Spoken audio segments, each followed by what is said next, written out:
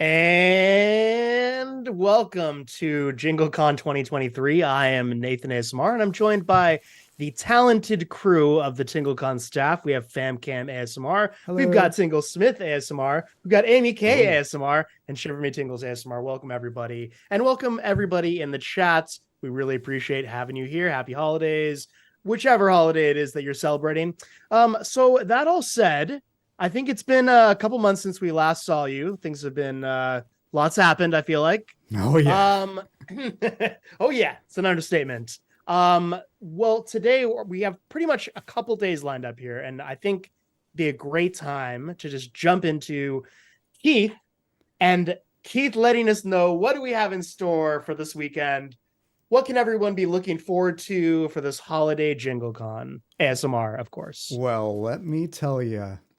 So at 6:30 p.m. Pacific time, about 25 minutes from now, we are going to be interviewing Caring Whispers ASMR live. She is a ginormous ASMR artist over on TikTok and on YouTube, but especially on TikTok. She has over 1 million followers over there, and well deserved. Her content is amazing, very original, highly recommend it. We'll get more into that during the interview. Following that, at 7:30, we have a pre-recorded interview with the wonderful Selene's ASMR, a dear friend of mine. Nathan had the pleasure of interviewing her last week, and I think it went very well, having edited it, and I think y'all will too. And then following that, at 8:30 p.m. Eastern Time, I'm going to be torturing myself with these little darlings over here. You'll see them up close when it comes time, but it's going to be our spicy mukbang segment, our traditional spicy mukbang segment, where I have 3 different treats that are Carolina Reaper based. It's going to be insane. You do not want to miss that. And Here's a question though: Can it really be classified as torture if you secretly enjoy it? That's all. I'm just it's asking. not a secret. It's not a secret. All right, so he's going to subject himself is maybe the better word there. No, because it's a positive experience, right? Yeah. Yeah, but torture is a much catchier word. It's Yeah, got that dark and that's true. mysterious feel to it. Subject is like, like what's Very your favorite? true. What's your favorite school subject versus what's your favorite school torture? Very true. You Very enjoyed it at true. the time, but then I think that changes afterwards. So torturous later on. For many, but I'm not going to get too into it. But for me, it's more torture up here. Anyway, never mind that. Following that on Day 2, yes, on day 2, we will open up at 6 p.m. Eastern Time, following a pre-recorded interview with the legendary ASMR Bella Bree at 6:30. By the way, thank you, Shiver, for hooking us up with Bella Bree. She is amazing. I can't thank you enough. And speaking of Shiver, she is close to 100,000 subscribers here on YouTube. So why don't you just follow that link right there and hit that sub button if you haven't, and go watch her content. It's amazing. Honestly, Shiver, you are one of my favorites. I shit you not. And I think y'all will feel that way too. So I'm actually going to make a correction here. Don't hit it. Actually, smash the like. Punch that like button in the face like a boss. Sorry. I just had to clarify. Yeah, you should subscribe to everybody's channels here while you're at it. Yes. All the links are in the bio. It's very easy to find. Yes. Go subscribe to everyone. Or in the description. Yes. Including those in the chat. Because I see a lot of ASMR artists there too. Yes. And so following ASMR Bella Bree's interview tomorrow will be a game segment at 7:15. Paul will be hosting it. Paul, why don't you explain what we can expect with that? Keith, you just cut out there. You're asking about the Would I Lie to You, right? Is that yes? Okay, perfect. Yeah. Oh, so that's going to be fun. So these wonderful people here have sent me what seems to be a lie, but is somehow actually the truth. Mm-hmm. And so I've had to try to pair them with also unbelievably ridiculous lies to at least make them sort of not stand out too much. And so we're going to have teams, first of all. I thought we could have Keith and Nathan versus Kat and Amy, old school TingleCon versus a new school TingleCon. And what each one of you will be given either your truth or a lie. Just say the statement out loud, and then you are questioned by the other team. Wait. Guess it right. Two men versus 2 women. We're screwed, Keith. We've lost already. Oh god, that's it. We've already lost this battle. Let's just... Didn't think of that. We could flip it around. Yeah, that seems unfair to some already. Wait. Are Amy and I on the same team, or are Amy and I versing each other? Because that's what I'm saying. You guys are on the same team. It's like you can verse. You know, I didn't think old versus new school would cause such controversy. I tell you what, I'll roll a dice, and then you can be. We'll work out. I'll use a D4, and then I'll find out where you guys odd numbers go together. Where's my D4? Anyway, you'll be given those lies. If the team guesses, if they get it right, 1 point. If they get it wrong, 0 points. And we'll see who wins at the end. We might have some quick fire lies as well. Yeah, I've seen everybody's truths, and they are pretty funny, and they're pretty weird. So, if you don't get your truth at the end, I still expect an explanation for your truth. That's fair. And this will go an hour and a half, or not an hour and a half, hour and a quarter. So we'll probably be able to get through all of them, but we'll see. And then I think we will. Following that is the closing ceremony, 8:30 p.m. Eastern Time, day 2, where we close out the ceremony, we close out the con, we close out the year with some recaps. Each of us have picked a couple ASMR videos that came out in 2023 that really stood out to us. We're going to show small tidbits of them and discuss as a group what we liked about them, much like what we did last year. Awesome. Yeah, and just to clarify again, this is just the holiday version of the main event for TingleCon. You'll have to wait a few more months for the main TingleCon, but eventually that will come as well. So, you know, we're just here to kind of celebrate the holidays and stuff. And I kind of feel like maybe it would be a good time to just, if we could go in a circle here, what kind of things do we have in store for the holiday season? Paul, you look pretty decked out over there. I'm not going to lie. What do you have in store for the holiday season with you and your loved ones? The usual thing. I'll probably take the day off. Be visited by 3 ghosts on the nighttime, which usually changes my outlook on life. I become that's just Hendrill's special effects. Those aren't real ghosts. For about 3 days, and then I go back to my bar humbug. No, just usual stuff. Opening presents, being by. We have this tree that turns around. Quite like that. I like watching it. Hypnotic, near a fireplace. So sit by the fireplace and open some presents and eat some, probably turkey. Probably, maybe goose if I can get hands on a goose, because goose is quite nice. A little bit more greasy, but more flavorsome, in my opinion. A little bit more greasy. And this has become a cooking show. And the way you use goose, a little bit of cilantro, a little bit of samphire on the side, and yes, goose. You know, it was odd. I was in London very recently, and it was like the British Christmas meal is like a American Thanksgiving meal, kind of. It's like that's like. I thought that was very interesting. Why that doesn't make sense, but I guess it does, right? Where, you know, it's the exact same meal. That was so funny. It is weird, isn't it? Yeah, it's almost like a Victorian hangover, I think. But yeah, it's, yeah, it definitely is something interesting there. Keith, what about you? What are you doing for the holidays? I'm flying down to LA to meet up with my estranged wife and her coworkers, and then hostages are going to take over the building, and I have to save them all. No. So you're playing GTA 6 is what you're trying to say. So you're just playing GTA 6. Wait, what does that say? It's not Christmas till Hans Gruber falls from Nakatomi Plaza. Wow. Now I have a machine gun. Ho, ho, ho. No, I always keep holidays a bit low key and just have dinner with family and watch a movie and give each other some small gifts. Nothing too big, really. We hang up a tree, but that's about it. Awesome. All right. What about you, Shiver Me Tingles? What's a So typical... here down in Aotearoa, New Zealand, it will be summertime.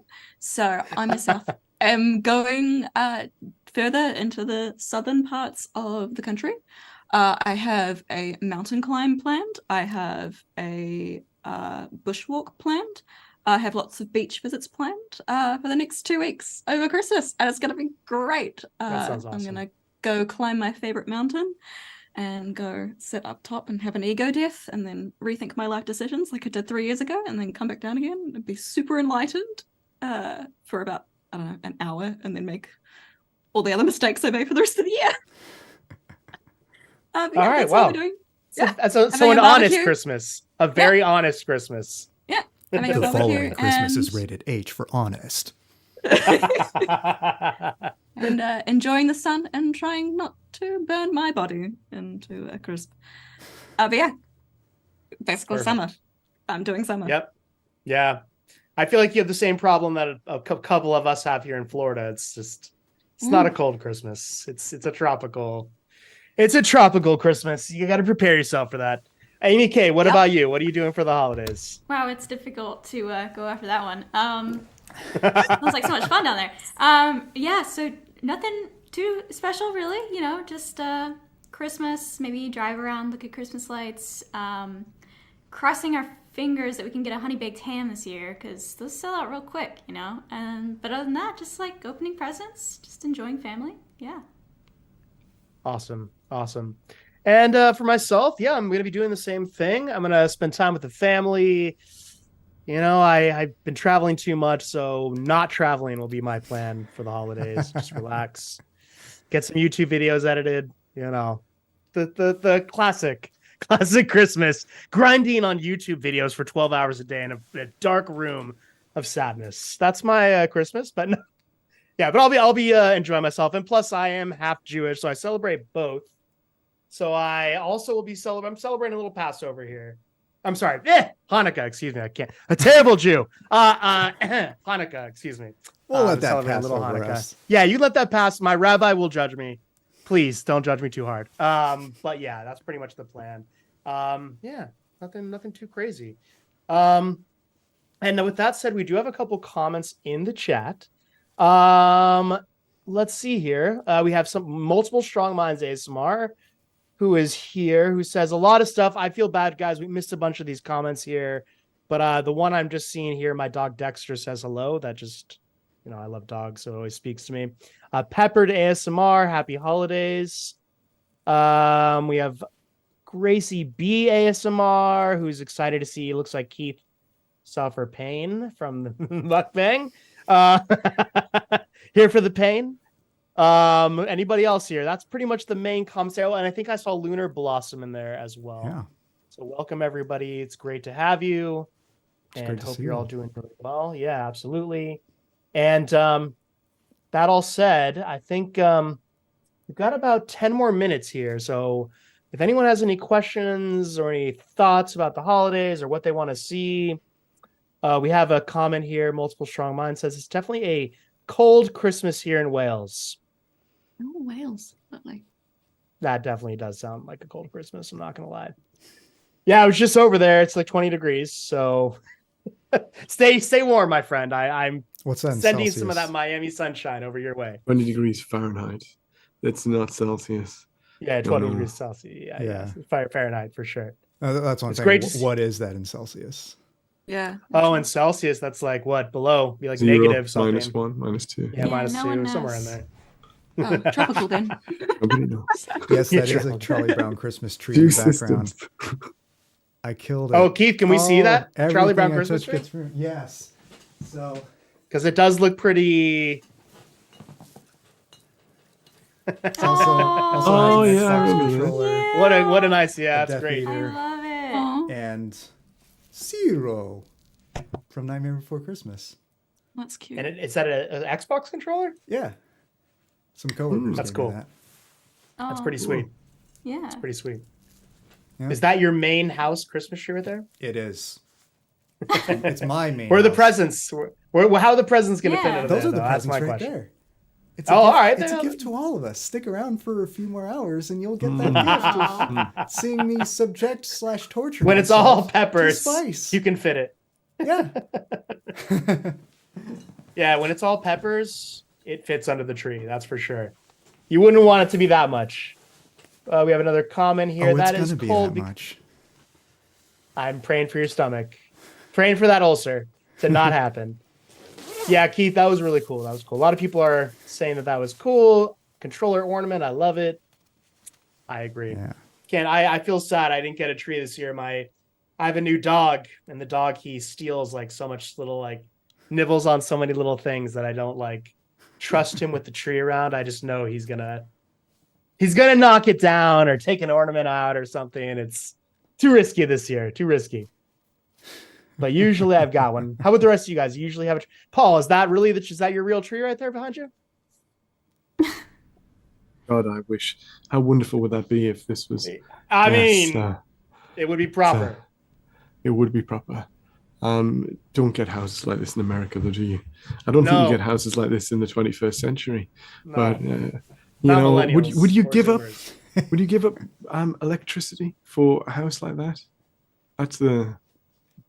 I mean, if think I got the might. land I and think could I resell might. it. Yeah. Yeah. You'd have to use gas lamps and things like that, but yeah, no fridge. I mean, that's got to be bad, hasn't it? But That's rough.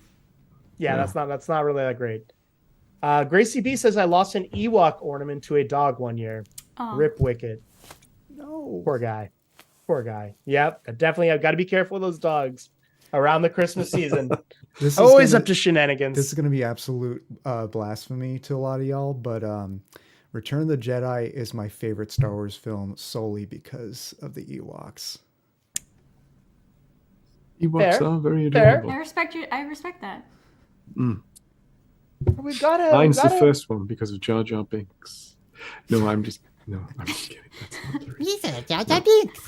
That'd be like the one character I'm like, I question you now all of a sudden. I'm like, I don't know if I trust Paul anymore. I don't know about that Paul guy. I really liked him before, but question his decisions now. Pepper Day ASMR asked a great question here. This is like actually going to probably take a couple minutes here. Oh. How many years have each of you been creating ASMR content, and how and why did each of you start? Why don't we start with Shiver, me Tingles?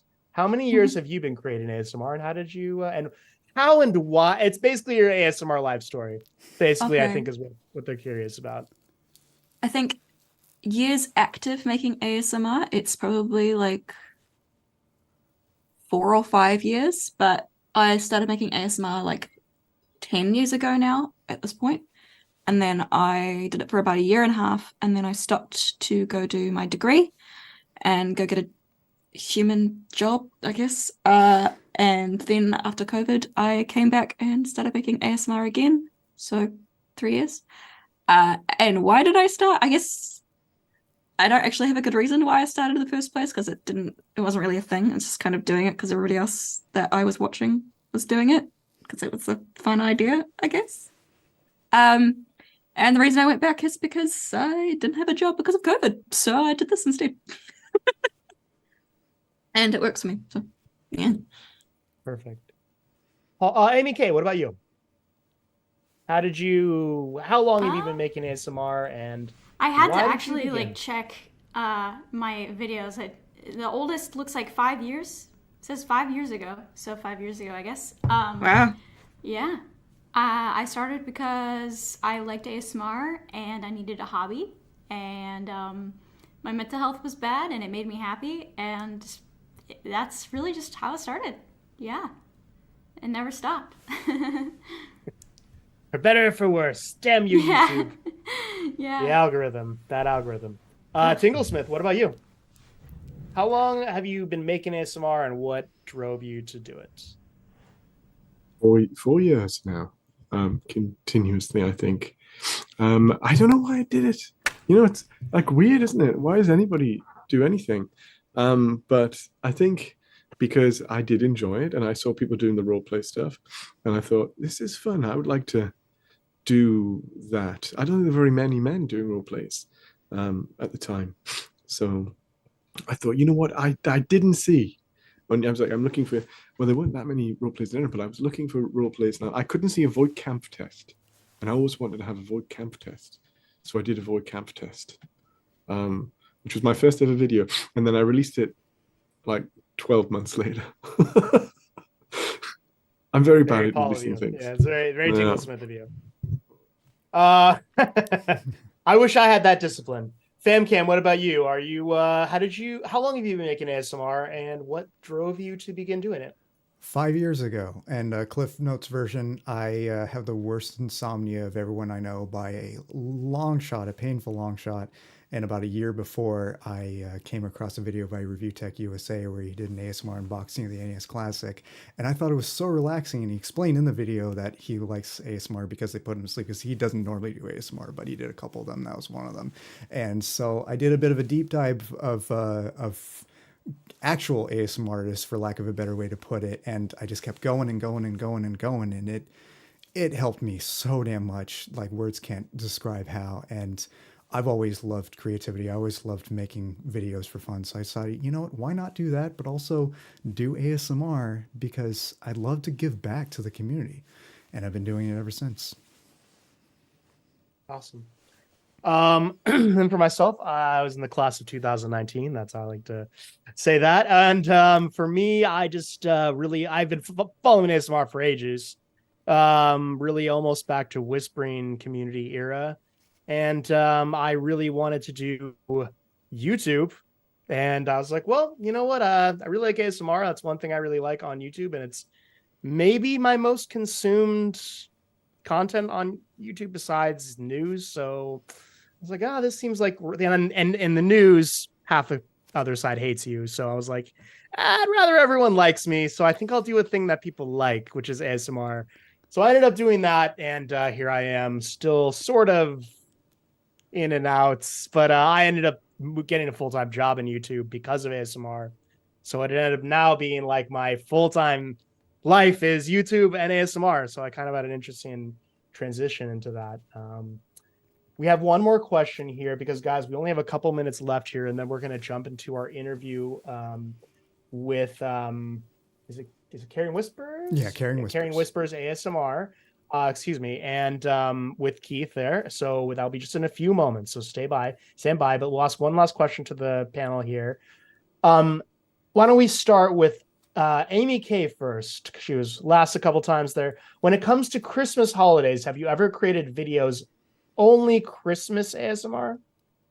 So saying like Christmas themed ASMR videos. I think I've done maybe one or two, but generally I shy away from them because just like I think that there's a lot of people that have like not necessarily good holidays, and so they don't want to be reminded of Christmas, and so I just kind of shy away from them, really. But I think I've done one or two. Yeah. Tingle Smith, what about you? Oh, we did a Christmas Carol, didn't we? Oh, that's right. Moonlight Cottage and Blue Whisper. And a very talented person who no longer makes ASMR, unfortunately. Yeah, and I was in it as well. I think I might have even won this. This was played Charles Dickens, a young Charles Dickens. So that was fun, doing a little voiceover about pretending to write on a desk. Yeah, I did that one. Apart from that, no, I don't think anything else jumps out. We tried to do the Christmas style, not Christmas, but release a video around that time of year for the last 2 years, Agatha Christie type stuff. Me and Hendril and the Agatha Christie team, mystery team, going to have another one in February. So we missed it this time because much was happening. Yeah. Awesome. FamCam, what about you? I've done a couple. I did a video, I think it was No Talking, like around the time that I started, with that very tree. Just made sounds with the tree. And I also did a role play as Hans Gruber from Die Hard, where you were one of my goons and we were pre-planning the attack on Nakatomi Plaza. And I was going to do one where I unwrapped my, or not unwrapped, but wrapped Christmas presents. And the quality came out so bad that I just scrapped it, and I didn't want to rewrap the presents, so it just never came to fruition. Awesome. Shiver me tingles. How about you? Do you have any holiday videos? Yeah, I've got a couple. I did one like years ago that was it's kind of like surreal whispering of the night before Christmas. And then I have done a personal elf assistant video where it's like a this or that POV your Santa. And I've done a humming Christmas carols video. But yeah, I don't know if I'll do another one. It's a lot to prepare for that time of the year. So it's like try to get a video out at this time of the year. Feels like an achievement. Absolutely. Yeah. Absolutely. And for myself, I haven't done a Christmas video. I did one for the channel I'm working for. I kind of have been wanting to do one, so I've pushed my boss to do one. But I've been trying to do a Hanukkah video too. I know they exist. There hasn't been, in my opinion, a massive Hanukkah ASMR video. So I think that'd be cool with like lighting the lights, like the candles and stuff. I think it'd be good sounds. But yeah, that's pretty much sort of my situation. I really haven't done one. I would like to though. I see we have a lot of new people in the chat here, so welcome to everyone who has just joined us. Because Caring Whispers is going to be streaming this on her channel on TikTok, and she's bringing people over. Cool. And cool. and she's waiting to join in. So we better get going, y'all. Yeah, so with all that said, we're gonna have our next hour will be an interview with FamCam and Caring Whispers ASMR. So everyone stay tuned for that. You don't want to miss it. And we'll be back just in a couple hours here, but we'll be in the chat here. And yeah, once again, thank you all so much. And we hope you enjoy the next content. All right, we'll see you in a few.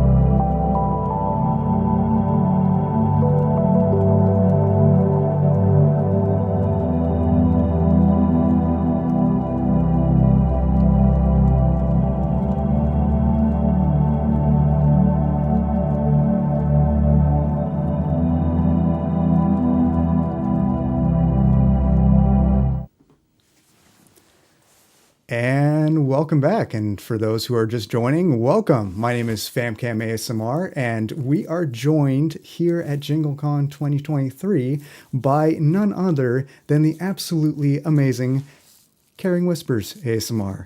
That's right, folks. We got Caring Whispers ASMR in the house. Welcome. How you doing tonight? Hi. Thank you for the very warm welcome. I'm very well, thank you. I hope you are too. I am indeed. We're honored to have you. So, for those who don't know Caring Whispers ASMR, she is a delightful ASMR artist here on YouTube and over on TikTok. She is ginormous over there, and deservedly so, because her content is absolutely phenomenal. It is some of the most unique stuff I've seen in a long time, and we're going to talk more about that. But before we get into that, allow me to ask, how did you first discover the world of ASMR, and what led you to make the jump into creating it yourself? So it was actually accidental. I didn't know what ASMR was only just over 3 years ago. So I just wanted to start going live on TikTok to help people sleep, relax, create a safe space. I know that lots of people have difficulty sleeping. That's something that I haven't suffered with myself. So I wanted to be able to help others. And then I started like showing random objects, like satisfying sounds and things like that. And people said, hey, this is like ASMR. So I started like whispering, and then asked my audience what they wanted to see more of and things like that. So it's actually, they taught me. So I'm very thankful for everything that I heard from my viewers, really. Yeah. It's lovely. And are there any specific ASMR artists who have influenced you in your own work, both in the beginning or throughout the career, your career? Not particularly, no. Not? I'm trying to think who I saw at the very beginning. I didn't focus on one particular person or one particular style. That explains the I think I uniqueness. just wanted to do my own thing. Yeah. Pardon? What's that? Oh, I said that explains the uniqueness. Right. Because a lot of creators, myself included, do tend to be influenced by a lot of other creators. You can see similarities in others, but the downside is it makes it a bit harder to stand out. And I think when it's all you, like really all you, it definitely makes it easier to stand out, because it makes it a bit more memorable. Not to talk down on anybody that take ideas and tweak them from other creators. Like No, I of do course myself. not. No. But Yeah. it is when it works, it is definitely super effective and quite rewarding, in my opinion. And by the way, going back to you wanting to help people sleep, I got to tell you, the night before airing this, I went to sleep to one of your old VODs. It was one of the Reiki Sleep Fairy videos. I absolutely love them. They're super creative. The costume design, the set design is just out of this world. Thank you. I do love that set, actually. It feels like a real escape. Yeah. So like into another world. Going back to like doing my own thing, I think it also comes into the fact that I'm mostly live rather than creating content, like making videos. Most of my effort is actually live. So it's very much go with the flow anyway, and however I'm feeling in that moment, which can make it extremely random. Yeah, and the nice thing about that is most people, myself included, tend to be in that flow mindset when we're live. Because when I'm recording a video, I tend to be a lot more of a perfectionist. I have like one little thing I didn't think was quite right. I was like, nah, cut that, redo it over and over and over again. Even more the case when I'm recording music. Like I feel like I have to get it absolutely perfect. Can't miss a single note, or can't even have the sound not quite right in any spot. And it becomes an overwhelming mess. Whereas doing it live, whether it's playing music or doing ASMR or wherever the case may be, I feel much more in the zone. A lot of people are the other way around because, a lot of people have their eyes on you at one time. But the truth of the matter is, people are a lot more understanding if you mess up. Yeah. Yeah, if you drop something on the floor or something. I can understand you wanting to put your best work out there, though. If your effort 100%. is with a video, you want it to be showcasing what you're best at. I can understand Absolutely. that. And speaking of what you're best at, how do you come up with ideas for your streams and characters and costumes and sets, all of the above? A lot of it's kind of naturally over time. Some things might be suggestions from my community. Some things might be inspired by film or TV or just different climates, a lot of it. So I've got like a beach set, and then I think, well, let's have a cold set. So I've got like a winter wonderland, and then we've got the forest, the magical realm, the wizard kind of area. And then going back to how I first started with just something as simple as hair brushing and makeup and things like that. I've got my regular kind of spa, I call it my spa, that I do for all that personal attention and things like that. Excellent. I didn't really answer the question, did I? But like some No. things just come to me, I think, and it's just like, Oh, that's I wonder if I definitely can a get a legit costume answer. for that or put something together for that. It's an escape for everybody, I think, including me, which I didn't see happening. I set out to help others and create that safe space, but it's also been really therapeutic for me as well. So it's almost when I'm a fairy, I feel like I'm a fairy. Yeah. So I can sort of Really go into getting that into the zone childlike with that. state. And Yeah. that's a lot of actors do that. They really put themselves in the mindset to feel like they are actually the character, sometimes to a fault. but I'm not obviously not saying that it's you or any in particular in the ASMR community. That does happen, but I am a realist. But it is definitely a useful technique to really get yourself to feel like you're the character, so it comes out more authentic. And Yeah. I personally really do feel that when I watch your content. You know, not only know what you're doing, but it genuinely feels like you're that person, and you're there for the viewer in that persona, and it comes out very well. Okay. Thank you. I don't always feel like I know what I'm doing, to be quite honest. But I'm glad that that doesn't come across. Yeah, totally. I feel that. What kind of equipment and software do you use to stream? I know you use your phone, but any other equipment used to accompany it? So most of my professional equipment is actually in my like other studio space, but because of how cold it is right now, where I live, I've come inside. So this is more of a basic set for me. I've got professional lighting and backgrounds and everything in a different room. So yeah, I use all of that kind of thing. I mostly use a Blue Yeti microphone. I have got a 3DO as well, but because I don't use it very often, sometimes I find it slightly stressful to remember about batteries and how it works with Oh, the yeah. interface and all of that kind of thing. But I also don't get, for some reason, I don't get left and right separation myself, but the viewer does. So it's a little bit harder to monitor.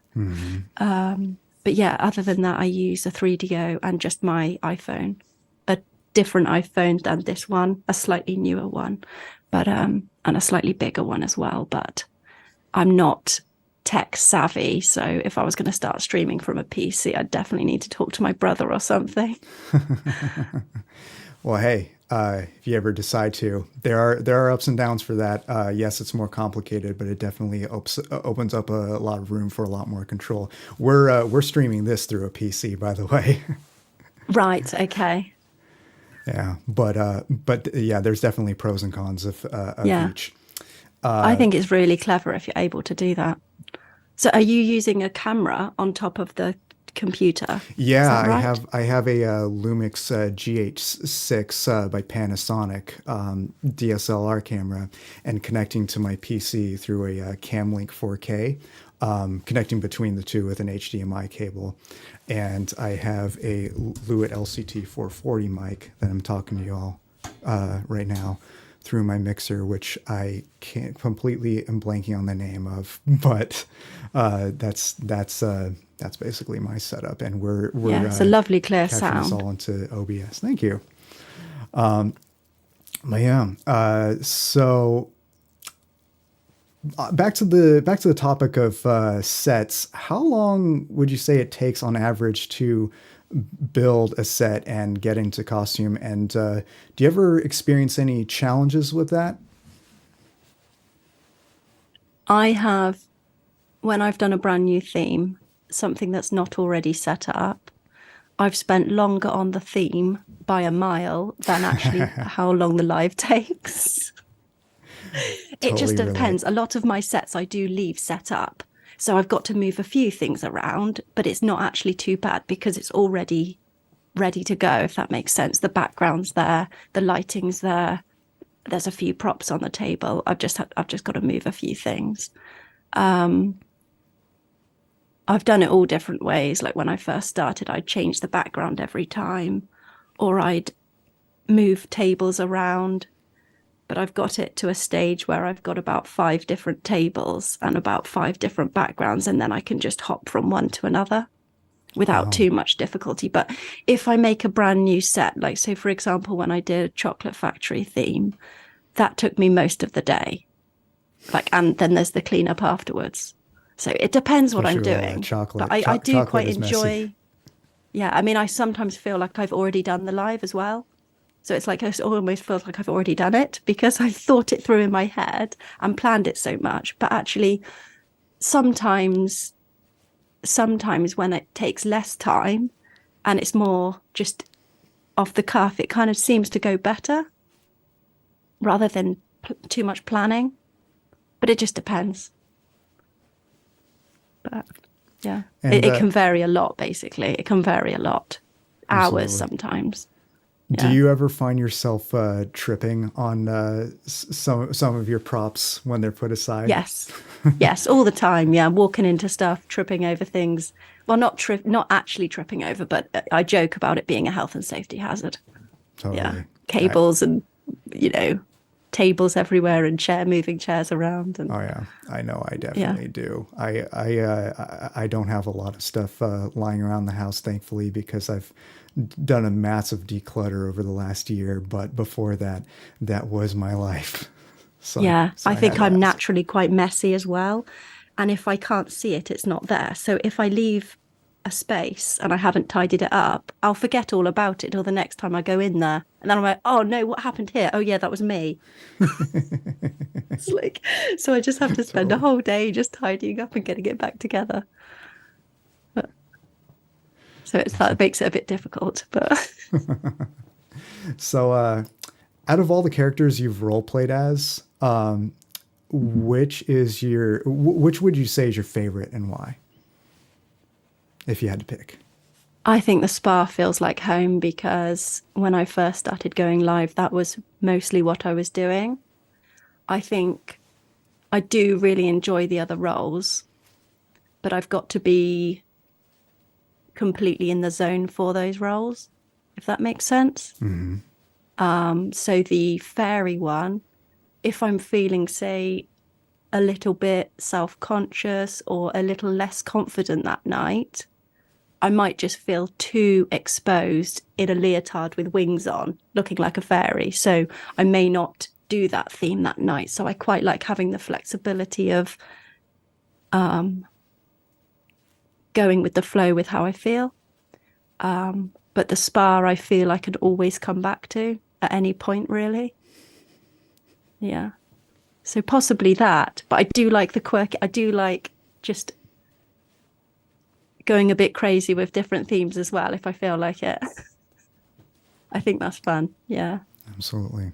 And by the way, friendly reminder to the chat, we are taking fan questions. So if you have any questions for Amy, please ask away and we'll be sure to get to them. If we do not get to your question within the time limit, feel free to send us an email at info@tinglecon.org, letting you know you have a question for Amy. We will forward it to her and get it back to you as soon as we can. But with that said, let's go on to some of the fan questions that we do have at the moment. This one is from Nathan. What is the biggest difference between TikTok and YouTube for ASMR, in your opinion? Is short form ASMR the same as long form?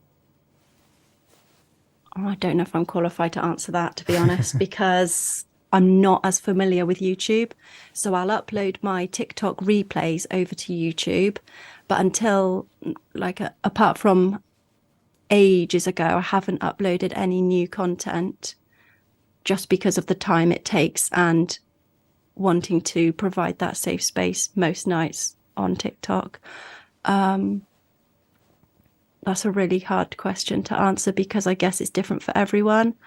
I know there's videos that people can play on repeat that could be quite helpful, like loopable videos. I have done a poll on TikTok to ask how many people use my lives to sleep or whether they're just watching.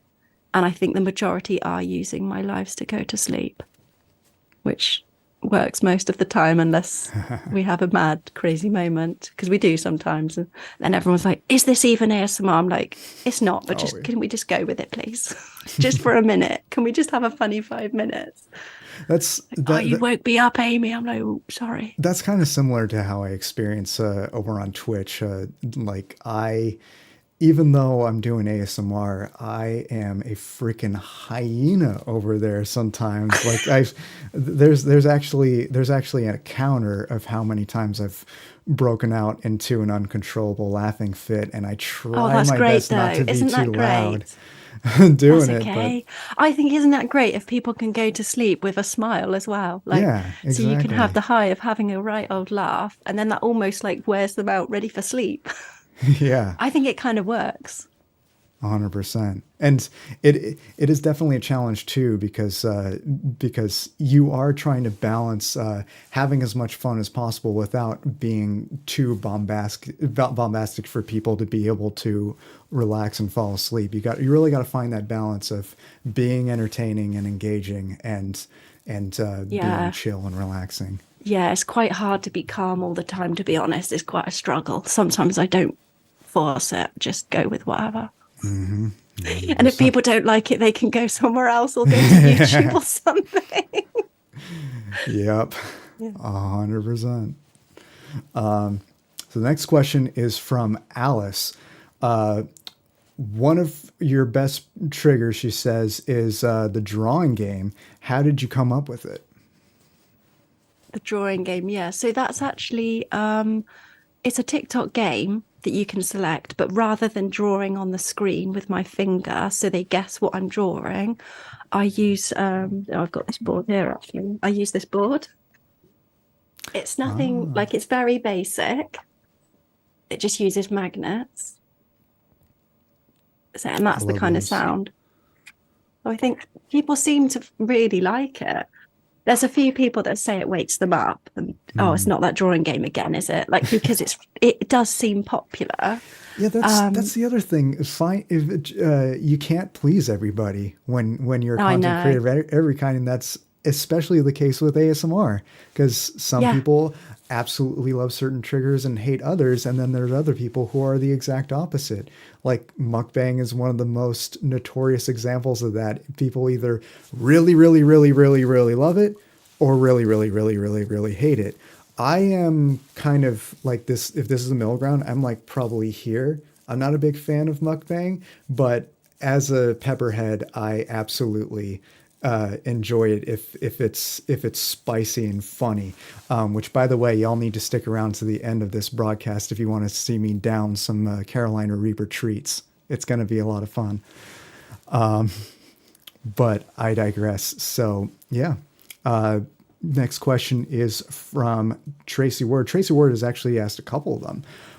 What trigger do you like doing? I guess what is your favorite trigger to do? If not, I get asked this a lot, and it does change weekly, to be quite honest. I can relate. I think colouring in. So what I do is I scratch a cup on the microphone and I'll hold a pencil. So I'll get like the relevant colour that matches my background, and it's like just filling in. So it's a bit like paint by number, which I used to do when I was young. So I follow the color and then it looks like I'm coloring in. Maybe that, maybe ocean waves, maybe rainstorm. I don't know. There's a few. I really like visuals as well. I don't actually get tingles myself, so it's just what I find satisfying at the time and what other people enjoy. I think I can bounce off what people are really enjoying. So it varies, really. What about you? What triggers I like doing? I love doing fluffy mic. I do love doing finger fluttering because GB was one of the first big ASMRs I watched. So finger fluttering is what kind of brought me into the whole ASMR rabbit hole. Okay. I have a couple. Actually, you know what? Let me show you. I'm autistic and have a couple stress toys for that. And one of them is these little pops. Yeah. Poppers. Yeah. They're purple and green because those are the official FamCam colors. Okay. Very Yeah. nice. And I don't use a lot of fidget toys to stim, but so I really just got these for ASMR. But then after getting them, I have used them off camera when I felt stress as well. So it is kind of a benefit. Yeah. I think a lot of fellow autistic people can relate to this. ASMR is perfect for those on the spectrum, both doing and listening. In my humble opinion. Yeah, focuses the mind, doesn't it? Yeah. Those look really cool in the dark with a light behind, by the way. Yeah. And, of course, Orbeez. I have a couple Orbeez balls. Yeah, nice. I love these. They sound good on the microphone, don't they? Like, people often use them, so it sort of sounds like underwater, similar to slime. Not often do we get opportunities to do actual ASMR live at TingleCon, so yeah, you go ahead if you want to do anything. It's fine. Yeah. Speaking of which, going back to Tracy's other question is, what is your favorite trigger, I guess, to listen to or see if it's visual? I'm going to put this down. I don't. Apart from when I do live battles, so like dueling and chatting to my ASMR friends on TikTok, or I come across it by accident, I don't actually watch it myself. I don't know if that's shocking or offensive or but I actually don't. There's a lot of ASMR artists that don't. One of my favorite classic examples is my dear friend Carol ASMR, who co-founded TingleCon with me. She, until recently, for a while, stopped watching ASMR because to her it felt like work. When she went full time, she stopped watching ASMR because it was her job. But in the last year, she started watching again. So a lot of people do come in and out. I've never stopped watching, and I don't think I ever will. But I feel like I'm actually the exception, not the rule.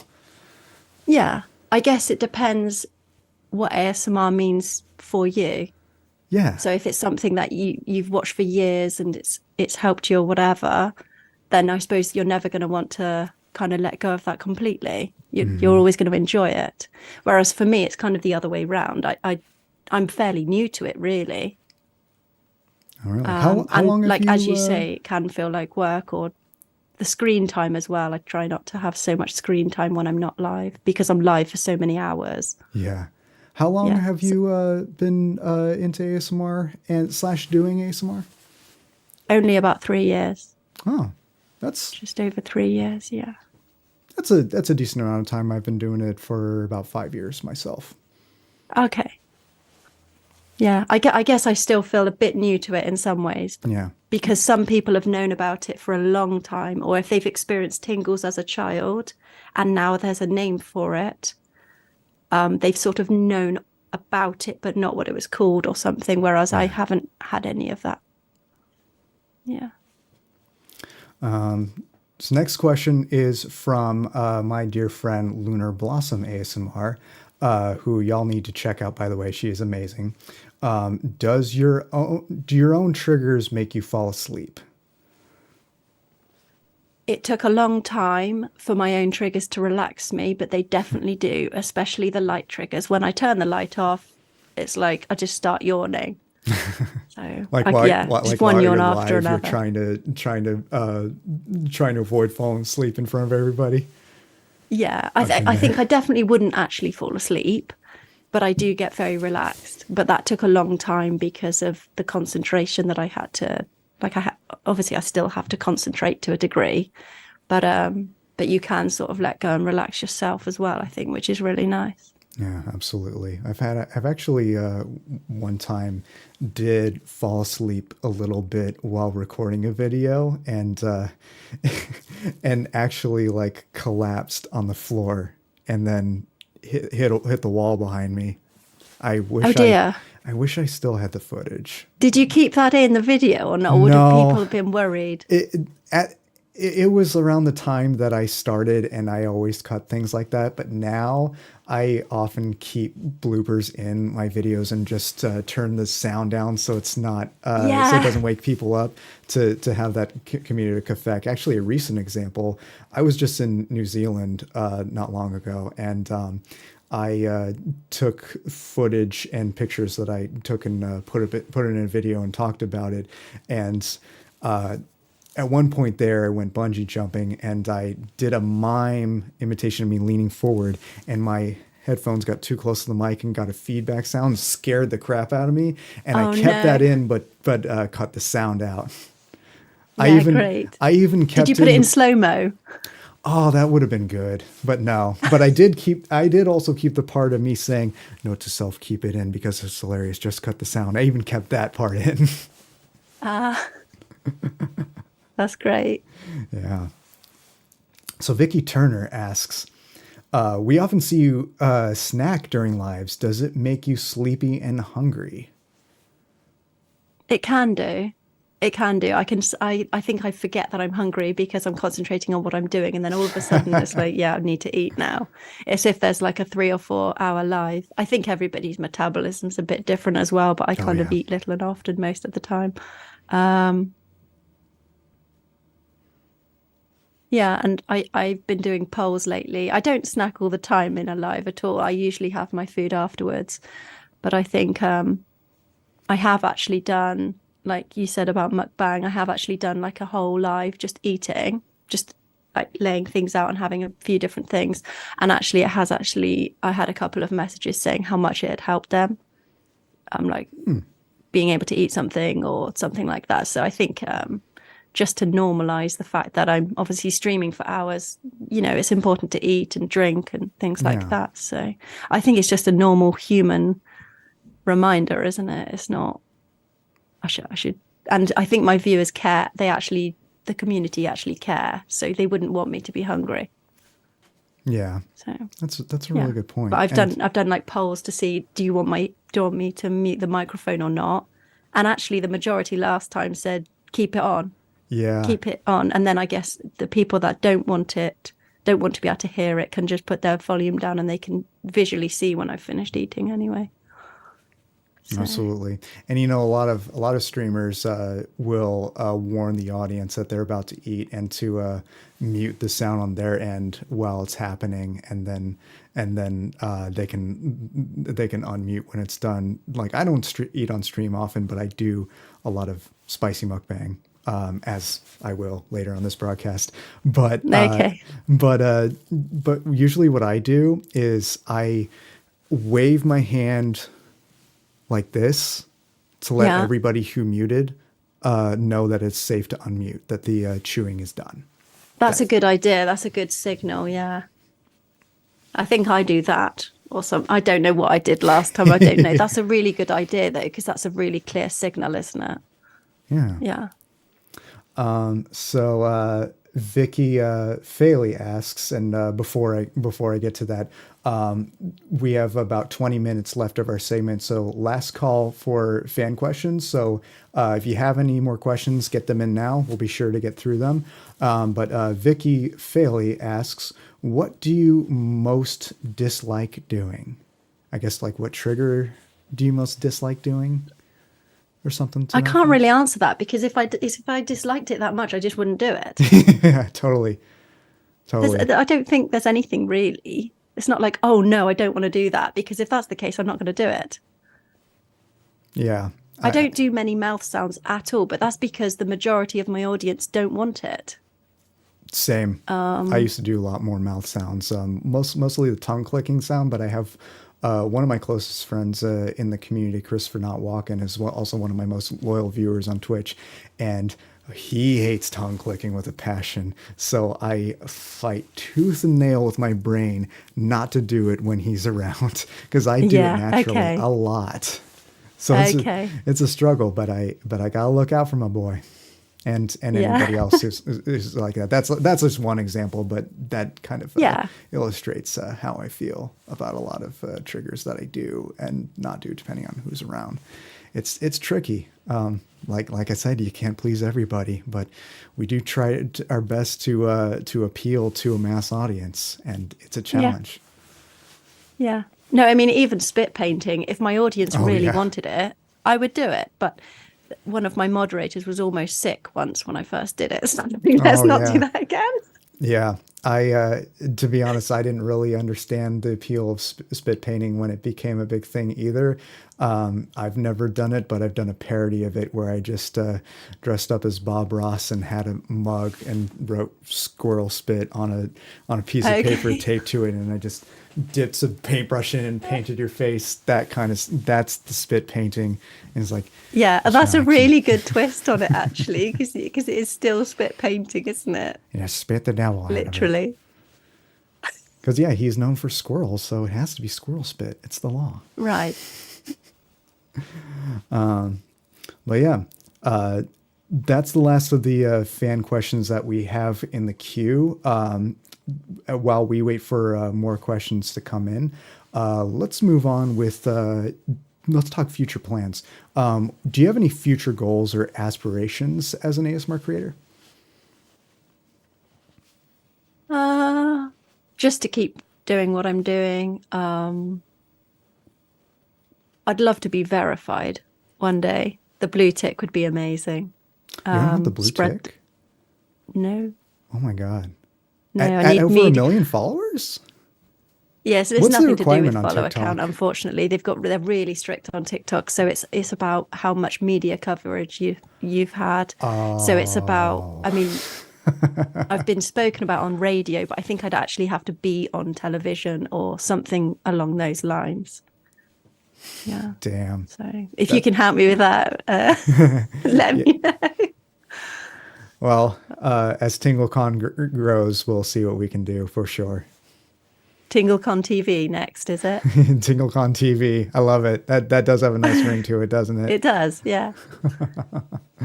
Yeah, that's an interesting standard. Because on YouTube you need 100,000 subscribers, and on Twitch you need to be affiliated, which means you need 50 followers, an average of 3 viewers over the last month, I think it is, to become an affiliate, and to become a partner when you get the tick/check mark, depending on where you're from. You have to have an average of 75 viewers over the last month and have streamed at least 12 times in the last month. And I forget the number of hours it has to be, but it's a good amount. You basically have to be a full-time streamer to be able to have the check mark. If you're like me and you work a full-time day job, it's next to impossible to get that. But I'm honestly okay with that because I do a lot of other things. So I don't want to kill myself for a nice little badge of honor. You know what I mean?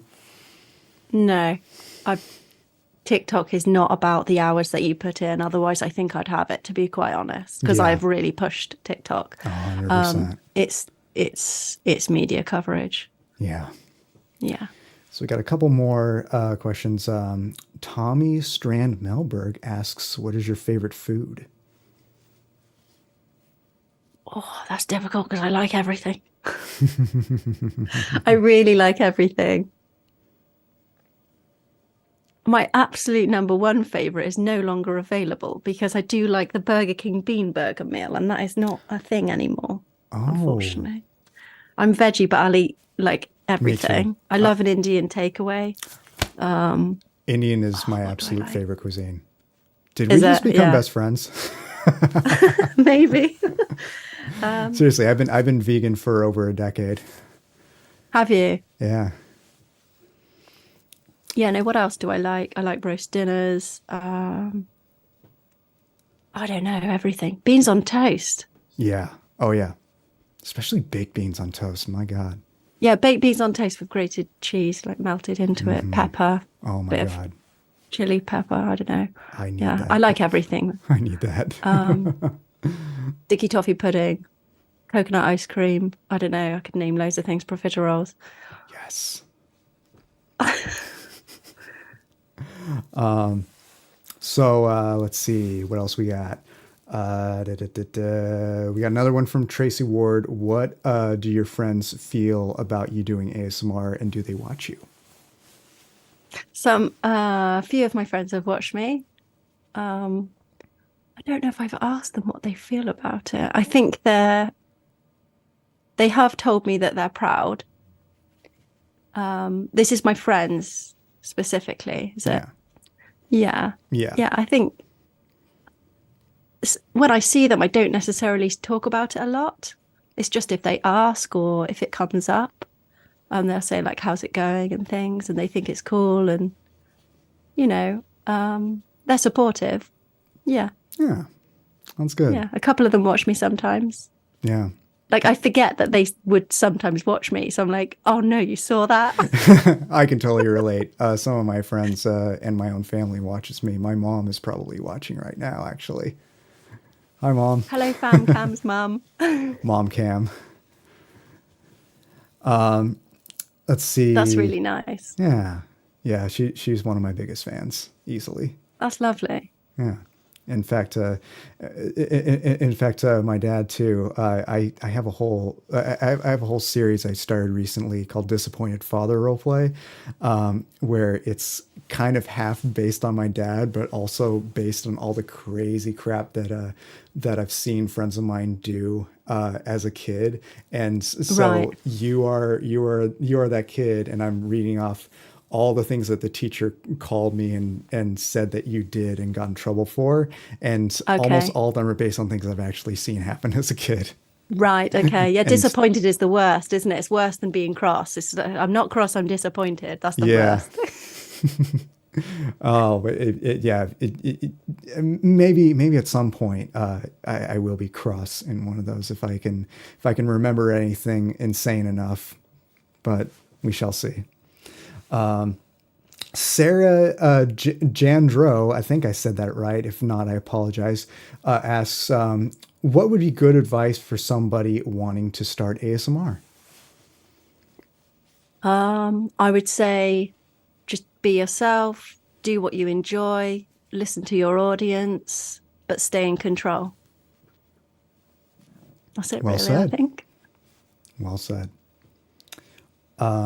Steve Stanson asks, what is your favorite roleplay ASMR? Steve's one of my moderators on TikTok. My favorite Steve. roleplay overall. I mean, I said Spa feels like home, but the one that I'm most proud of is probably the fairy one. 100%. For those of you who... As long as I'm in the right mindset, because otherwise I just feel too exposed. Totally. For those of you who just joined in the middle of it, one of Caring Whisper's old fairy role plays, VODs, is what put me to sleep last night.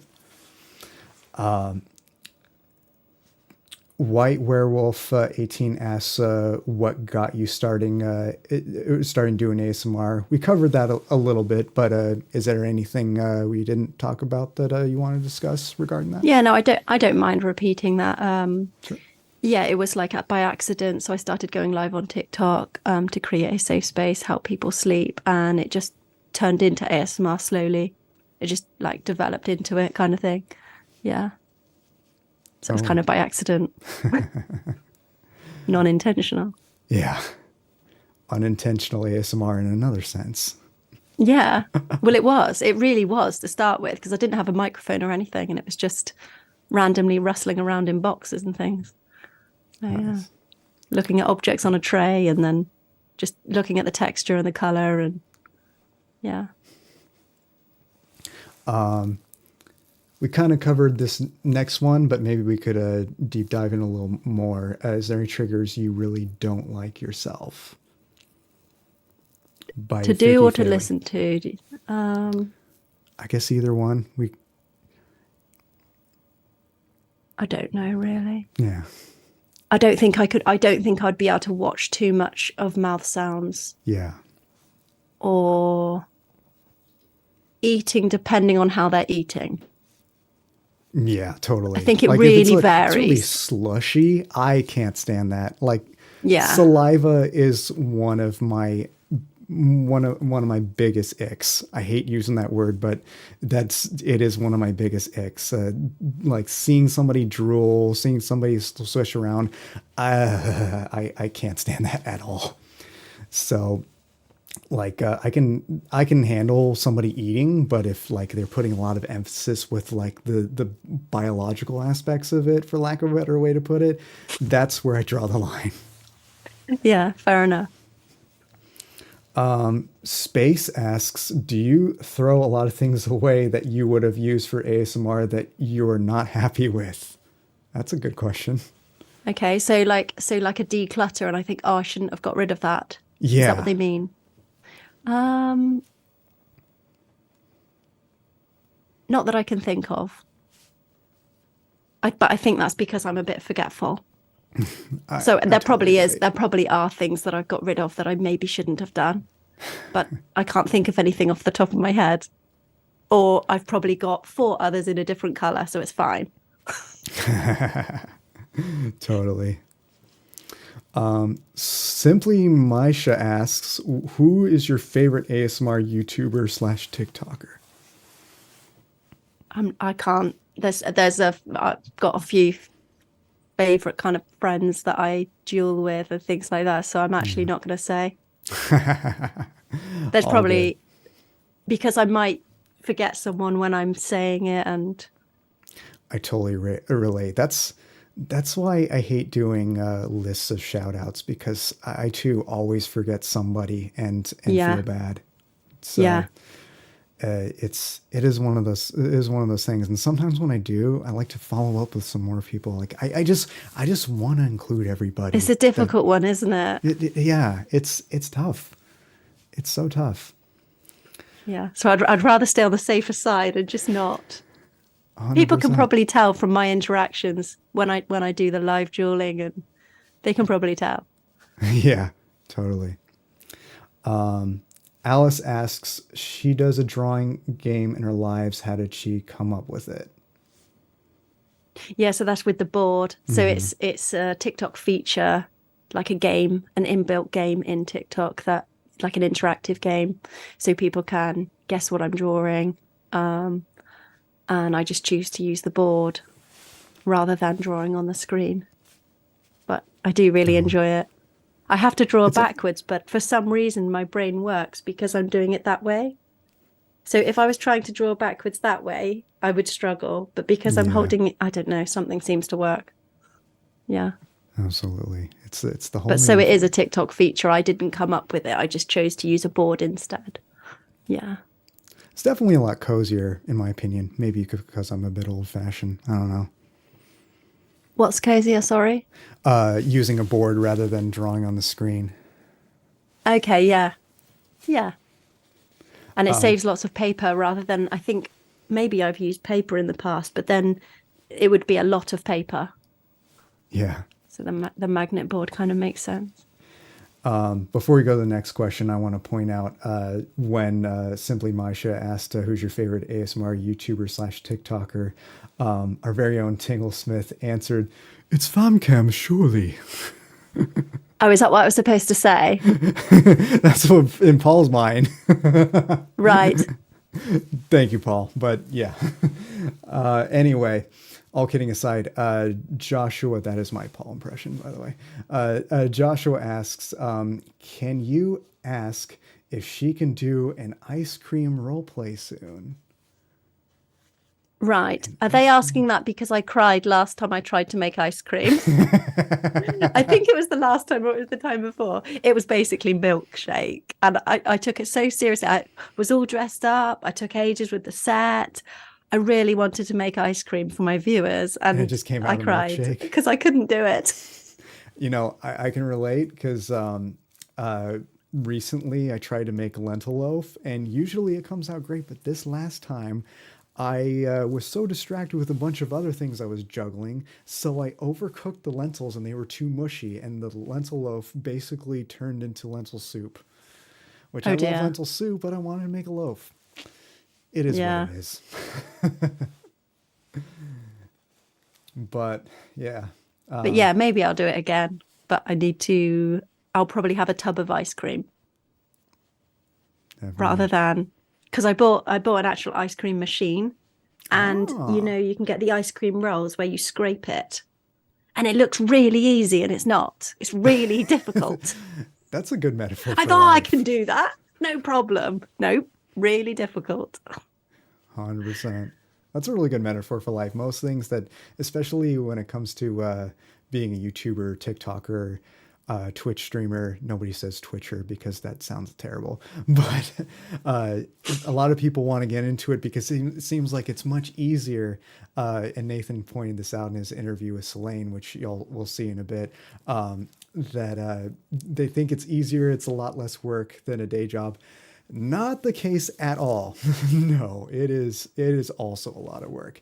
Whether it's more or less, it's hard to say. I guess it depends. It's just different, isn't it? I think it really depends on what day job you're comparing it with. Exactly.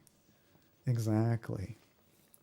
Well, we're reaching the end of the segment. So as we wrap up, I got a couple more questions for you. Thank you all for your audience questions, by the way. If anybody has any more questions for Amy, please email us the question at info@tinglecon.org. We'll forward the question to her, and we'll get back with an answer as soon as we can. But with that said, where can everybody find you on the internet? In addition TikTok's the number one platform that I use. I'm on Instagram, YouTube. I think I have an account on Twitch. Oh, really? I think so. But I think I just made it so that I'm everywhere. So that there's a link to everywhere. So I can be found and linked back to... So I've got all my links there, I think, so that I can be then found somewhere else. Not only that, if you have an account there, no one else can take that username. So it's true. Very, very smart. That's very true, yes. It's very common on Twitch for streamers to add an underscore between their name and ASMR or however the case. It's because it's easier to read, but also sometimes somebody might have taken their username and put it on Twitch before they got there, so they're forced to do it. It is what it is. I think, I think I was Caring Whispers ASMR without an underscore on TikTok, but then I must have changed it or something, and then I should have just kept. I don't know what I did. I can't remember. That's kind of what I did on Twitch, because I started on Twitch not doing ASMR. It was going to be like my non-ASMR gaming platform, and at the time I wanted to keep ASMR to YouTube. But then my friend Christopher Not Walken's like, "Yo, Keith, you gotta do ASMR on Twitch. ASMR's huge on Twitch." But before that, I originally created the account as just FamCam, and then I added a 360 at the end for like 6 months because Xbox 360 is my favorite console out of the ones that I've never owned. So it's my way to pay homage to that. But then I was like, I should just change it back to FamCam because it's a bit more searchable. And then somebody stole it. Oh, no. So now you would have people expecting you to spin on your chair, though. What's that? You would have people expecting you to spin on your chair, though. If you still had that username with the 360, they might be waiting for you to go all the way around. Possibly, I don't know. Well, sometimes I do. There you go. Oh, you need that username back. Yeah. And we're at the hour, but we have one more question from the audience, and then we will cut to our next segment. From Tracy Ward, what are Amy's interests when we are not doing ASMR? We won't get too personal with that, but if there's anything you're comfortable sharing. Art and nature, I'd say to that. And just, I don't particularly do exercise, as in fitness, but you give me a pair of ice skates and I absolutely love it. I love the freedom that it feels. Awesome. You know, anything like skiing, rollerblading, Yes. Skiing is anything that something I doesn't used to do. feel like I'm doing exercise, but it just is, Yeah. if that makes sense. 100%. Yeah, out in nature as well, if I can. Yeah, just different forms of art, things like that, really. Cool. Yeah. Well, thank you so much, Amy, for joining us. It's been an absolute pleasure and an absolute honor. You're welcome back anytime at a TingleCon event. We're absolutely delighted to have you. Coming up next, we have a pre-recorded interview from the legend that is Selene's ASMR. That will go on for about an hour. And then after that, we will be back live where I will be eating 3 Carolina Reaper-based spicy treats.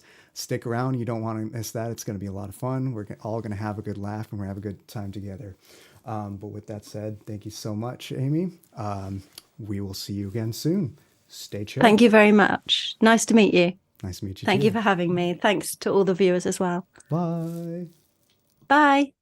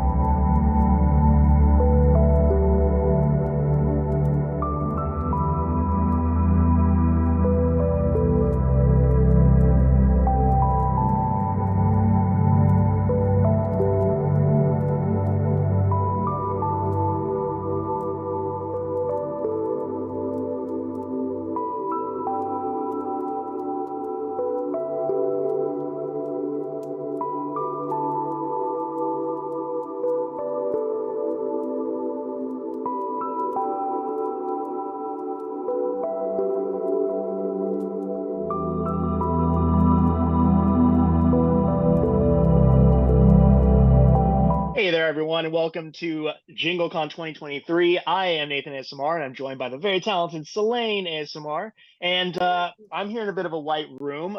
Your background's looking ultra nice there. We're just enjoying a beautiful, soon-to-be winter day, just about to be December. And we're going to be sort of just chatting about ASMR in general. We're going to chat about the holidays and just keep things nice and light here. So thank you so much for joining us. We really appreciate it. So Selene, let's just start off with the basics because I think people may not know about you or your channel. And where can people find you and what can they expect to find when they do? When they do, hello there. My name is Selene. I have Selene's ASMR. That is my main channel. You can find me on YouTube, TikTok, Instagram, soon to be Spotify. Very exciting about that. I did that all myself. As well, I have 2 other channels. I have Cuckoo ASMR, which is my French channel. And then I have CC Spa ASMR, which is my makeup and spa channel. I do a lot. So, that's a lot. That's a lot of grinding, but you know, that's the YouTube life right there. I think Yeah. that is one of those misconceptions where people probably think they're getting to social media to avoid doing the real work. And then all of a sudden you get into it, you're like, wait a second, I'm like working 12-hour days. So I think that's one of those things, but we'll get into that more here. Why don't we start off with something really interesting? I haven't really asked this question. It's a first time question at TingleCon or JingleCon in this instance, but what is the biggest misconception about, imagine that you're talking like your buddy who's a normie, an ASMR normie, like they don't listen to that. That's probably like a large portion of the population. What would you say to them is the biggest misconception about ASMR? Oh my gosh. Whenever I tell anybody about what I do, the first thing that anyone ever asks you or questions you about it is like, what kind of weirdo would listen to this? And I'm like, I'm the kind of weirdo that would listen to this. A lot of my friends, specifically, very judgmental in a positive way, they always ask me, like, who is watching this? Right? They're like, is it like, who's watching this? And I literally tell them it's like people our age range. If I go to my channel statistics on any of my channels, it's literally like me and you know? The biggest misconception that I get though is like, are you like weird on there? Are you doing weird things? And I literally I just say, like, go to my channel, click on a video, and you'll understand very soon that this is not at all bizarre, strange, weird, or any nefarious activities going on there. Yeah. But that's I pretty mean, it's much a little, it. People ask me a lot it's of a weird little questions. weird, right? It's a little weird, but in the good I guess. kind of way. Okay, I'll give you Yeah, that. like that. Like it's like, you know, just as much as somebody who's like obsessed with maybe like Marvel characters and dress, you know, like I think there's a million different examples, but if you go on, I always say you go on YouTube and you look at the other content on there, like that somebody whispering is the least controversial thing on there. Like Yeah, it's the it's least of your pretty worries. pretty innocuous. Yeah, pretty innocuous. But of course there is always the sexualization aspect where I do think sometimes there's a confusion there as well as like, is this some fetish thing? It's like there's definitely something there too. So I totally feel you, and having to explain that to your friends is always a tough one, you know. So okay, let's jump on to this question here. So how did you get into ASMR? I mean, I think, you know, everyone sort of has an origin story. Oh yeah. I think of this, and I always love hearing these. Are like this is like my favorite question. So what's your Selene origin story? How did you get into it? How did I get into it? This is a fully I will tell you every video, every person. Back in, I think it was 2014 on YouTube, I was watching, because I play a lot of video games and I collect video games. I was listening to like a Japanese exclusive OST for just one of my favorite games that I've ever played in the past, right? And on the side of the search bar, YouTube recommends videos. There was this video recommended with this man who appeared to just be wearing a suit. It was filmed from what would appear to be like the chin down. You couldn't see their face. It was just like their hands. And he was holding up like a little makeup brush to the camera. And then it said ASMR and then Japanese characters. I was so curious to what this was that I clicked on it. Lo and behold, that is where I found and fell in love with ASMR. It's this man. He's named Wow. Makoto ASMR. You can still find him on YouTube. He hasn't uploaded for several years, but Oh yeah. that is my favorite channel ever. I still love him, Yeah. okay? I And think you've been around long enough. There's always you see the cycle of like people coming and going. It's very few that I think stick around. Maybe it's different now, but certainly the original ASM oh artists and yeah. that initial class, a lot of them sort of there was no incentives to continue. You know, they didn't have Yeah. financial incentives the same way we do now, where you could do it full time. Yeah. And then how did you get into making it? Did you Oh, so like so in you the sort of found it, you fell in love with it, and then So I sort of found it, I fell in love with it, and then several years went on by where I just watched it, but I didn't do anything with it, right? It was only until I think it was the pandemic that actually caused me to start, because I was like, I have a lot of free time now when I'm at home. I should try this out. Literally, that's all it took. I'm like, I should try this out. I've been watching this for years. I'm now home for several hours a day.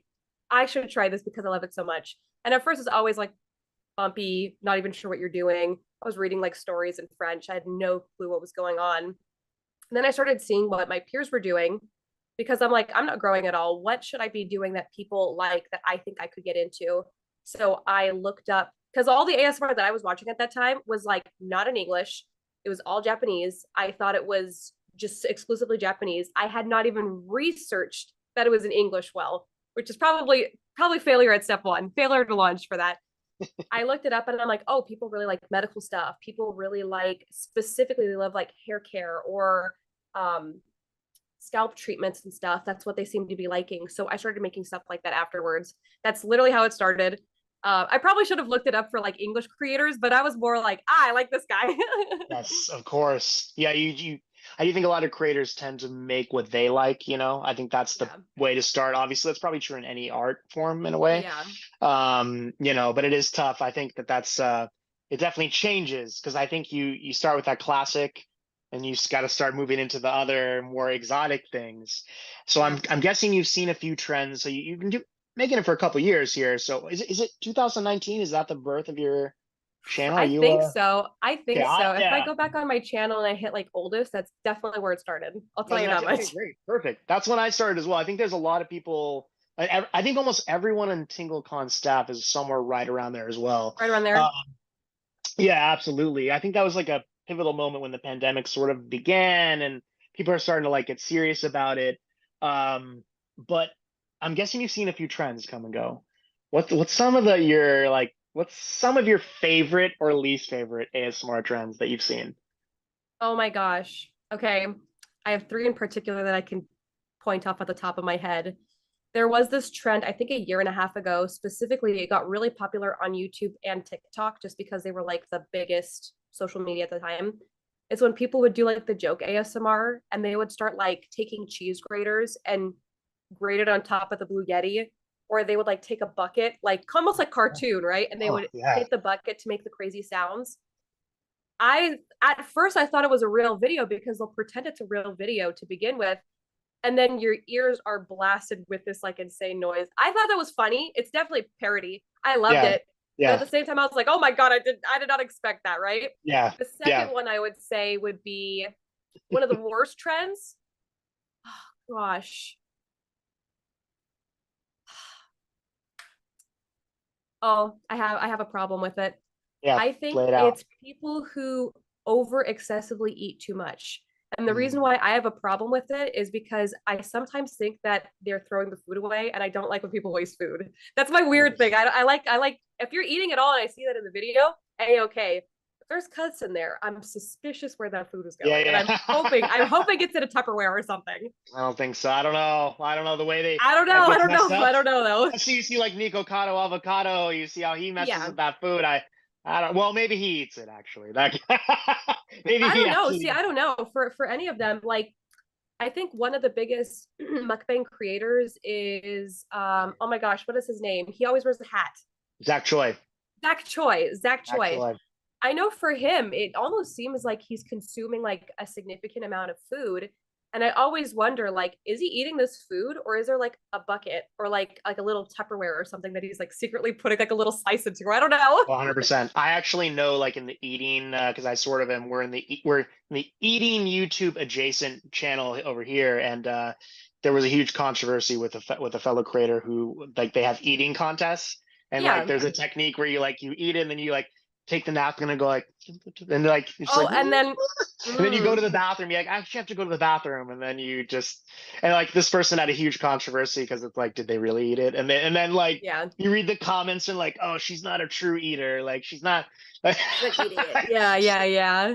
Gosh, the trolls come out. The trolls come out.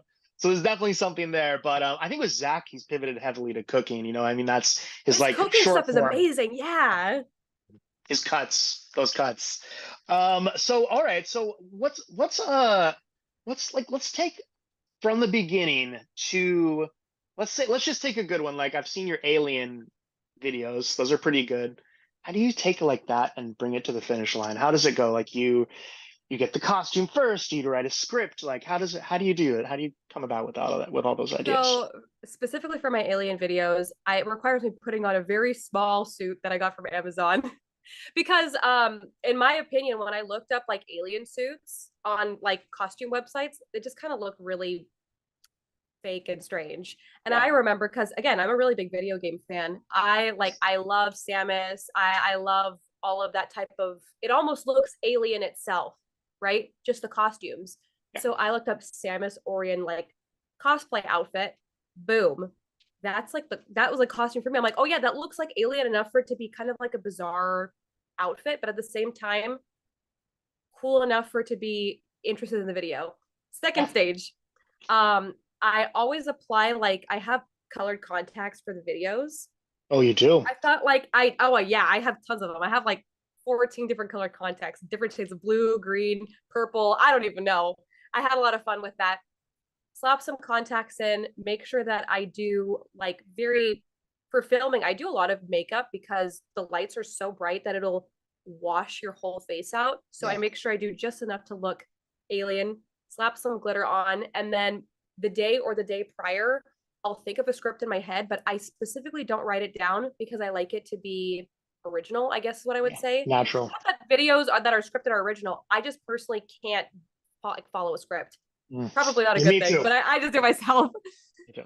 But Unless I'm I reading think it. in my head, Yeah, and then I I think film that- it. Oh yeah, and then I edit it for like a very long time. So I have like, I edit right now. I'm editing everything myself. There was a period that I had someone edit my videos, and then I could finally do it again. So I was like, okay, let's do it again.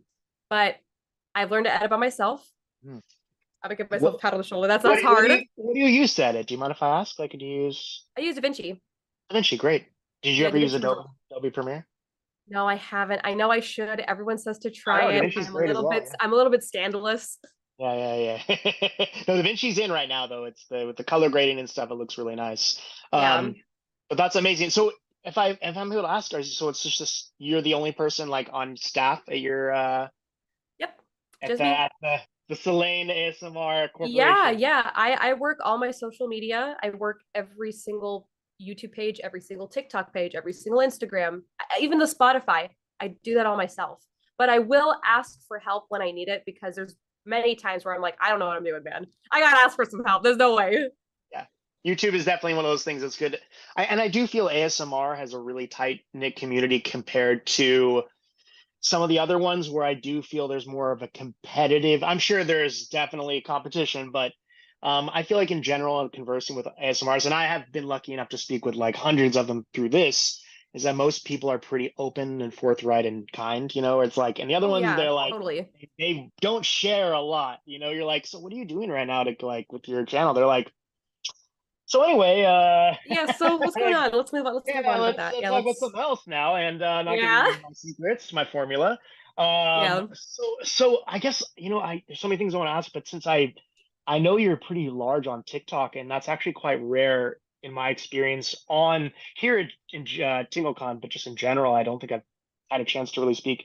Shiver Me Tingles is also on our staff. She's very large on there as well. But what I do you love her feel content, by the way. She's amazing. She's Sorry, amazing. that was a quick Yeah. fan moment. I love her Yeah. content. Yeah. So how's it different? I mean, do you think TikTok, like, do you cut your long form content and repurpose it for that, or do you specialize in Brand new. specific short form? How do you go about that? What's different about it? So Besides being short.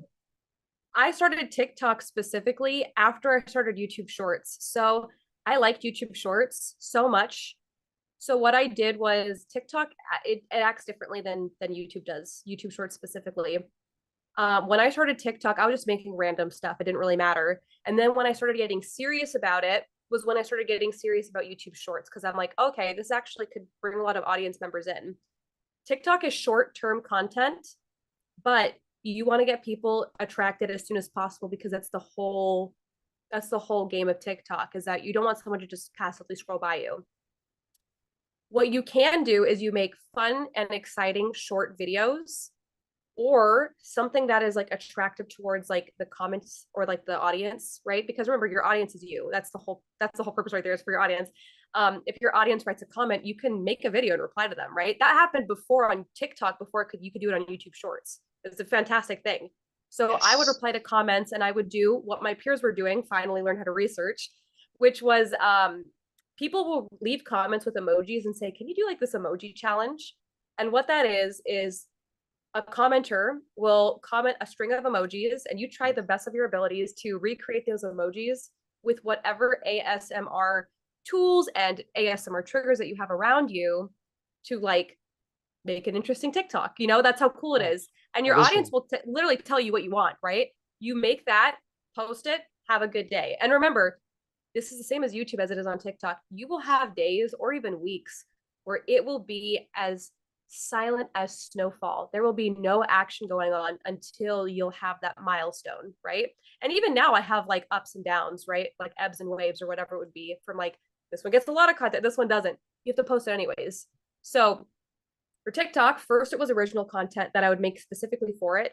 And then I learned that I could actually make a YouTube short, and I could film for longer, and I will clip different like bits and pieces. One will go for the YouTube short, one will go for the TikTok. So Fantastic. Easier management of time, but it's also a very different and also similar video. Absolutely. I do know there's some the different platforms are like they're connected in some way because Yep. I do it where I post the same one, at least for my boss, I post it the same one all across, so YouTube Shorts, Instagram Reel, Facebook especially is huge, Facebook Yeah. Reel.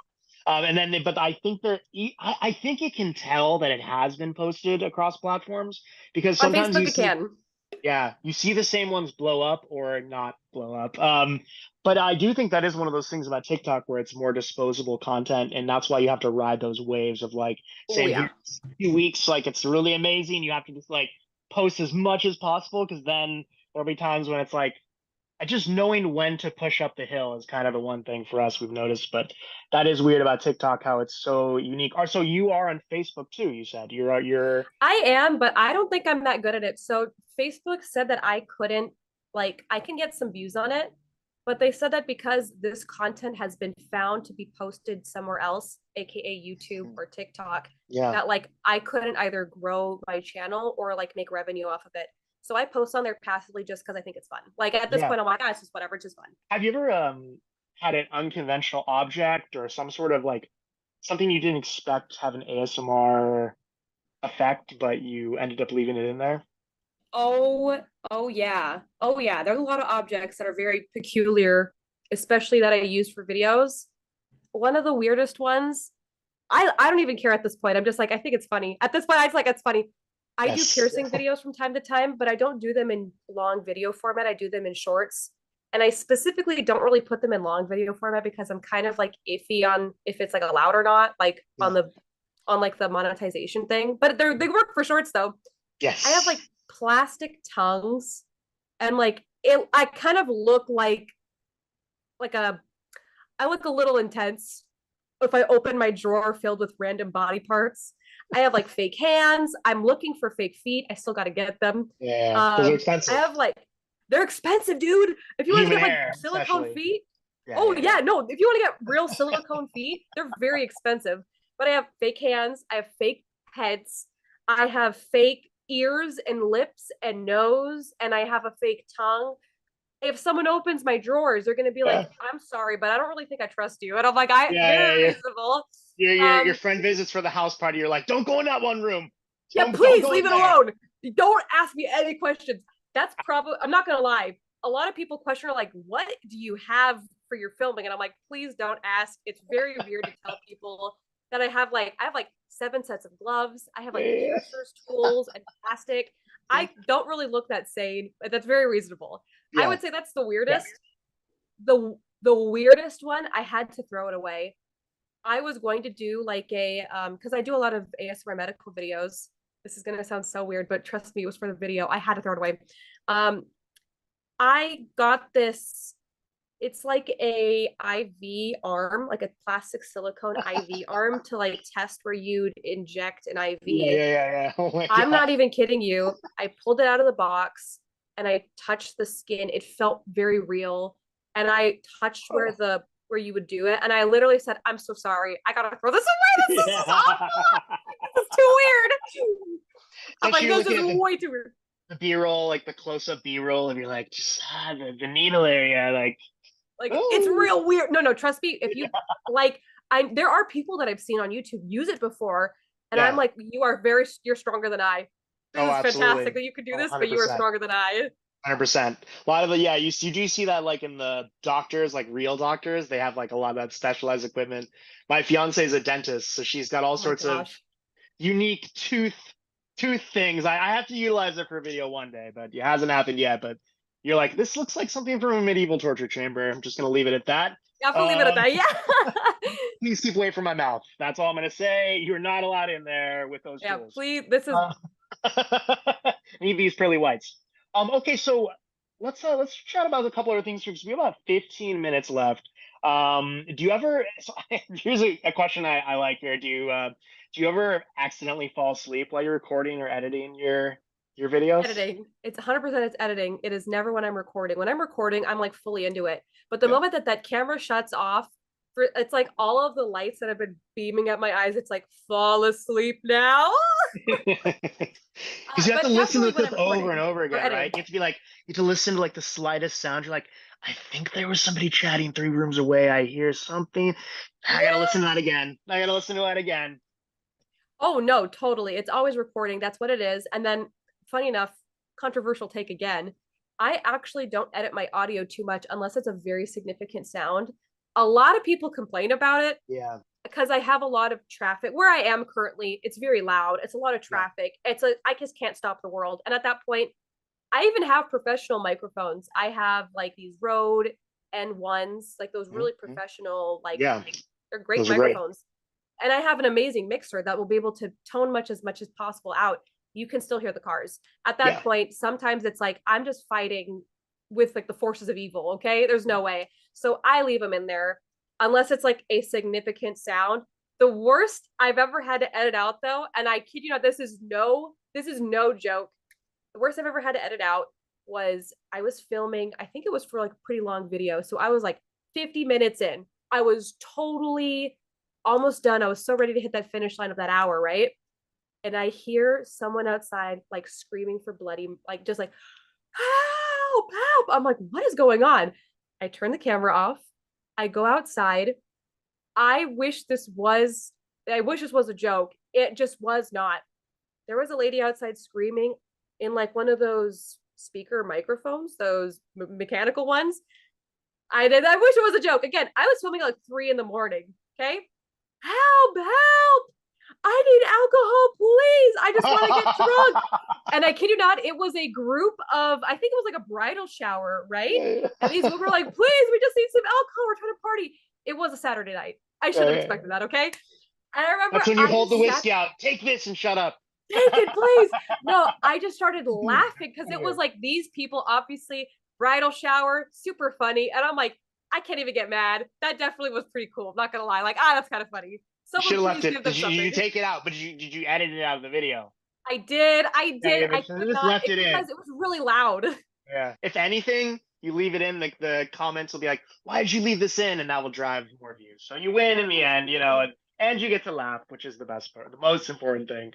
Can you share an anecdote or like just a particular? You don't have to name names or anything, but just somebody like a fan or a viewer. I hate to use the word fan, but just a heartwarming interaction you've had. It could be even another ASM artist.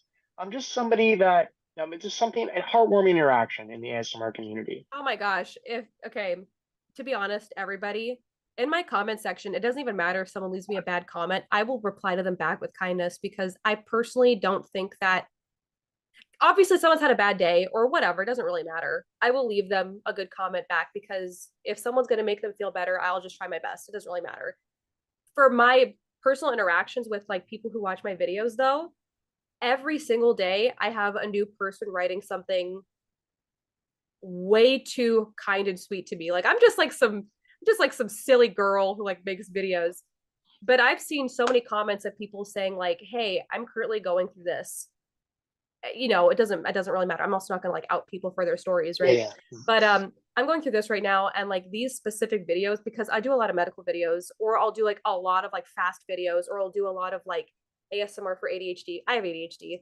And a lot of people like, hey, thank you for continuously making this like a series that I can go back to because I'm experiencing this and this is helping me like just genuinely feel better every single day. I love that. And to be honest, for people, I literally become friends with a lot of the commenters. Specifically, you can even see chains of people that I've replied to because they're just really cool. And to be honest, every single day is something new. You can get a wave of like amazing people and you can get a wave of like troll comments. I've also made troll content before too, so it's reasonable. But every single day is something new. And also because I have so many channels and how big they are, I try my best to outreach to as many people as possible because again, if you notice one person who's out there just saying like, hi, this is making me feel better, the least I could say is like, thank you for being here. It's a pleasure that you're here. There's a lot of people though that are just genuinely so cool online. Like even creators, like dude, all the creators I know are pretty awesome. Like they're very cool. I don't think I've ever had a fight with a creator ever just because I don't really have anything to fight about. I don't know. I'm not like it's only on Twitter Twitter where you see the fights. The ASMR Yeah. fights are over on Twitter, and although now that's dead too. So Yeah, I'm like, I that's all haven't even gone seen any too now. drama in a while. Yeah, that's all. There's nowhere to have the drama, thankfully. Yeah. I have two sort of, I think, important questions. I mean, I think that is so true. Though ASMR is a very positive community. It's unique Yeah. that way. It isn't really like I said earlier. It's just not kind of anything like the other ones I'm sort of dipping toes into. But so this is sort of a holiday event. It's JingleCon. So I mean, I don't want to I'm Jewish, so it could be Hanukkah Con if we wanted to. We're just going with JingleCon for now. But is there some way you celebrate the winter holidays, Christmas, Hanukkah, Kwanzaa? Not sure. Any of those that how are you going to be celebrating your holidays? I celebrate Christmas. I was born in Greece, and I am Greek Orthodox. It's like a pretty intense Greek Orthodox, yeah. I went to a very Greek very Orthodox intense wedding. Christian. I've seen the ceremonies; they're very unique. Yeah, they're very unique. In fact, I was celebrating the holiday with the red today, JingleCon. Red. Yes. But I'll pretty much just be. I do two things on Christmas or the holiday season. I wear pajamas. Okay. The And best. I That's the best. literally will watch those really cheesy Hallmark romance films just because I Perfect. think that they're so funny. They're like, it's just like comedy. You're just saying like, this is great. I don't know. Yeah, you're saying the acting's not A+ in the Hallmark movies? Come I think they're on. fantastic. Yeah, come on, guys. But it's like I that's like literally all I do the holiday season. I love Christmas, or Yeah. I just genuinely love like the December mood. Just 'cause I'm Yes. a huge winter fan. I love winter. I like all the cold, frosty windows or whatever. Yes. And you know what else? Christmas is that one day a year. There's no cars going by. That's your time to film. It's Get time to those go, videos guys. out. Get those videos out. Pump those It's your videos one out. day. 20 videos in 24 hours. Oh my Let's go. That's very Mr. Beast. All of a sudden, I feel like you actually should do that. We might do a 24 restaurants in 24 hours video. We're thinking about that. That Everyone's actually Mr. sounds, I'm not gonna lie, that sounds really cool. I know it's Mr. Beast. He's opened the gateways, the pathways. Just like take a big number and then do something like. And then do something with it. I'm I'm not even kidding you. I was literally on a Mr. Beast binge watch yesterday because I hadn't seen his old videos, but his he's old, only like 24. So. Yeah, he's pretty young.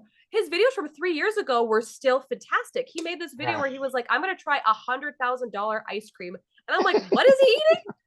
What is he eating? Oh yeah, and but he has origins in that gamer sort of meme, like I built like a cities in Minecraft kind of stuff. Like he did, or saying Logan Paul's name a million times, stuff like that. I said Logan Paul's name 1 million times. I counted to a million. That's amazing. I counted to a million, but that's amazing because it does show you that novelty is one of the key effects in getting viewers. Doing something unique that no one's seen before. ASMR is like that too. I mean, I remember when it was like the boyfriend in the back of the class or girlfriend in the back of girl. I love those videos. Yeah, me too. That's why I always bring it up because it's such a good one. But it was so random. It was just like one person did it, and then like 30 people did it. All of a sudden, the trend starts, and But that novelty effect, it's like it's hard to beat that. So that's certainly something. Well, speaking of that, do you think? I mean, let's just talk about it. This is like the last two questions here. I mean, ASMR 2023. Do you think? Are we gonna see a Mr. Beastification of ASMR? Are we gonna see? To be honest, what do you think is going to happen in the future of ASMR? Yeah, what do you see? To be honest, I mean, I don't think we're gonna see a Mr. Beastification just because, like, the opposite of ASMR, right? I just genuinely don't see like people making content as a competition of like valor, right? Like for a Mr. Beast thing, I would say it's a competition of some sort of like perpetual gain for that. For most ASMR videos, I don't think any of it is about like perpetual gain. It's like a situation. Now, what I think will happen is we'll just create more like what I've seen recently, which is really awesome. We've got a lot of comedy going in, which is like my A1. I love those videos. I think we will see more comedy videos. I think we will see way more like interesting situations. Like, oh my gosh, I'm trying to remember her name right now. She's so funny. There's this ASMR creator who legitimately just does like the most random role plays ever. She was recently like, I think she was the candlestick from Beauty and the Beast. Like, Yeah. I don't like the candlestick from Beauty and the Beast. I'm like, what? That's so cool. Like, it's awesome. I think we'll That's see really more funny. of that. Yeah, Now, yeah. I also think because people are getting access to like offices and stuff again, I have seen a lot of people. I do not know how they got like the rights to do it. I'm guessing they just have really good connections. I've literally seen someone go into their actual ophthalmologist office and take a full eye exam with the whole like the $50,000 electronics. And I'm like, I will not compete with this. Yeah, you I can't will compete with that. applaud you for such an Yeah. amazing feat. Yeah. I think I'm not that's gonna what's buy going to those happen. props. I'm I not think that's buying what's going those to props. happen. Yeah. I think that's this is a trend that I've noticed for the past couple of years is and I think this is true in music. You see, like there was a leaning towards overproduction. I mean, obviously now we kind of are very produced music, but there was a period when like grunge and punk music in the '90s and like rock music kind of was more like raw. And I think you do see that with ASM artists, where I mean, I think there's like the desire for what would you call that? Like unintentional ASMR. You know, it's like its Yes. own genre, which is why I think those real environments play so well because it is those intangibles you can never really recreate with a set. You know, it's like Yeah. there's a lot of natural interaction there and echoes. Like you were mentioning, I mean, you do the sound design, like where you're trying to remove sounds and things. When you get that like raw room ambience, it definitely adds something special to I the. think it does. I'm not going to lie. I Yeah. to be real with you, I don't think I'll ever soundproof a room even in the future. I just won't do it. I just at that point, I'm doing too much because it's not what I've been posting for years. People genuinely comment from time to time saying like, I actually like the car sounds because it feels like you're in like real life, you know? Yeah. Yeah. And to be real with you, that paneling and stuff, I was looking at it online just because I was curious if I like really wanted to take the plunge. Um, at the end of the day, I really wasn't interested. I'm like, I tried my best. I think this is where we're gonna finish it. I think because I have all like the mixers, I can Yeah. edit on like the actual video editing. I can try my best, but this video is gonna take 7 years to export. I will just take my time. I will silence it as best as I can, but for the most part, we're gonna let it go. You know, just let it ride. Yeah. And you know, there are only a couple of creators I know. I'm apartment bound personally. I'm here in Miami. But a lot of people, like most people, I don't think have the full soundproof.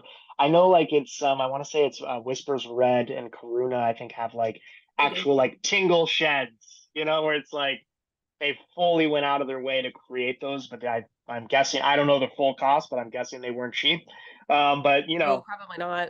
oh, but to do it right, you know, it is the expensive process. So it is like kind of like what is really and you're not making videos if you're working on that shed.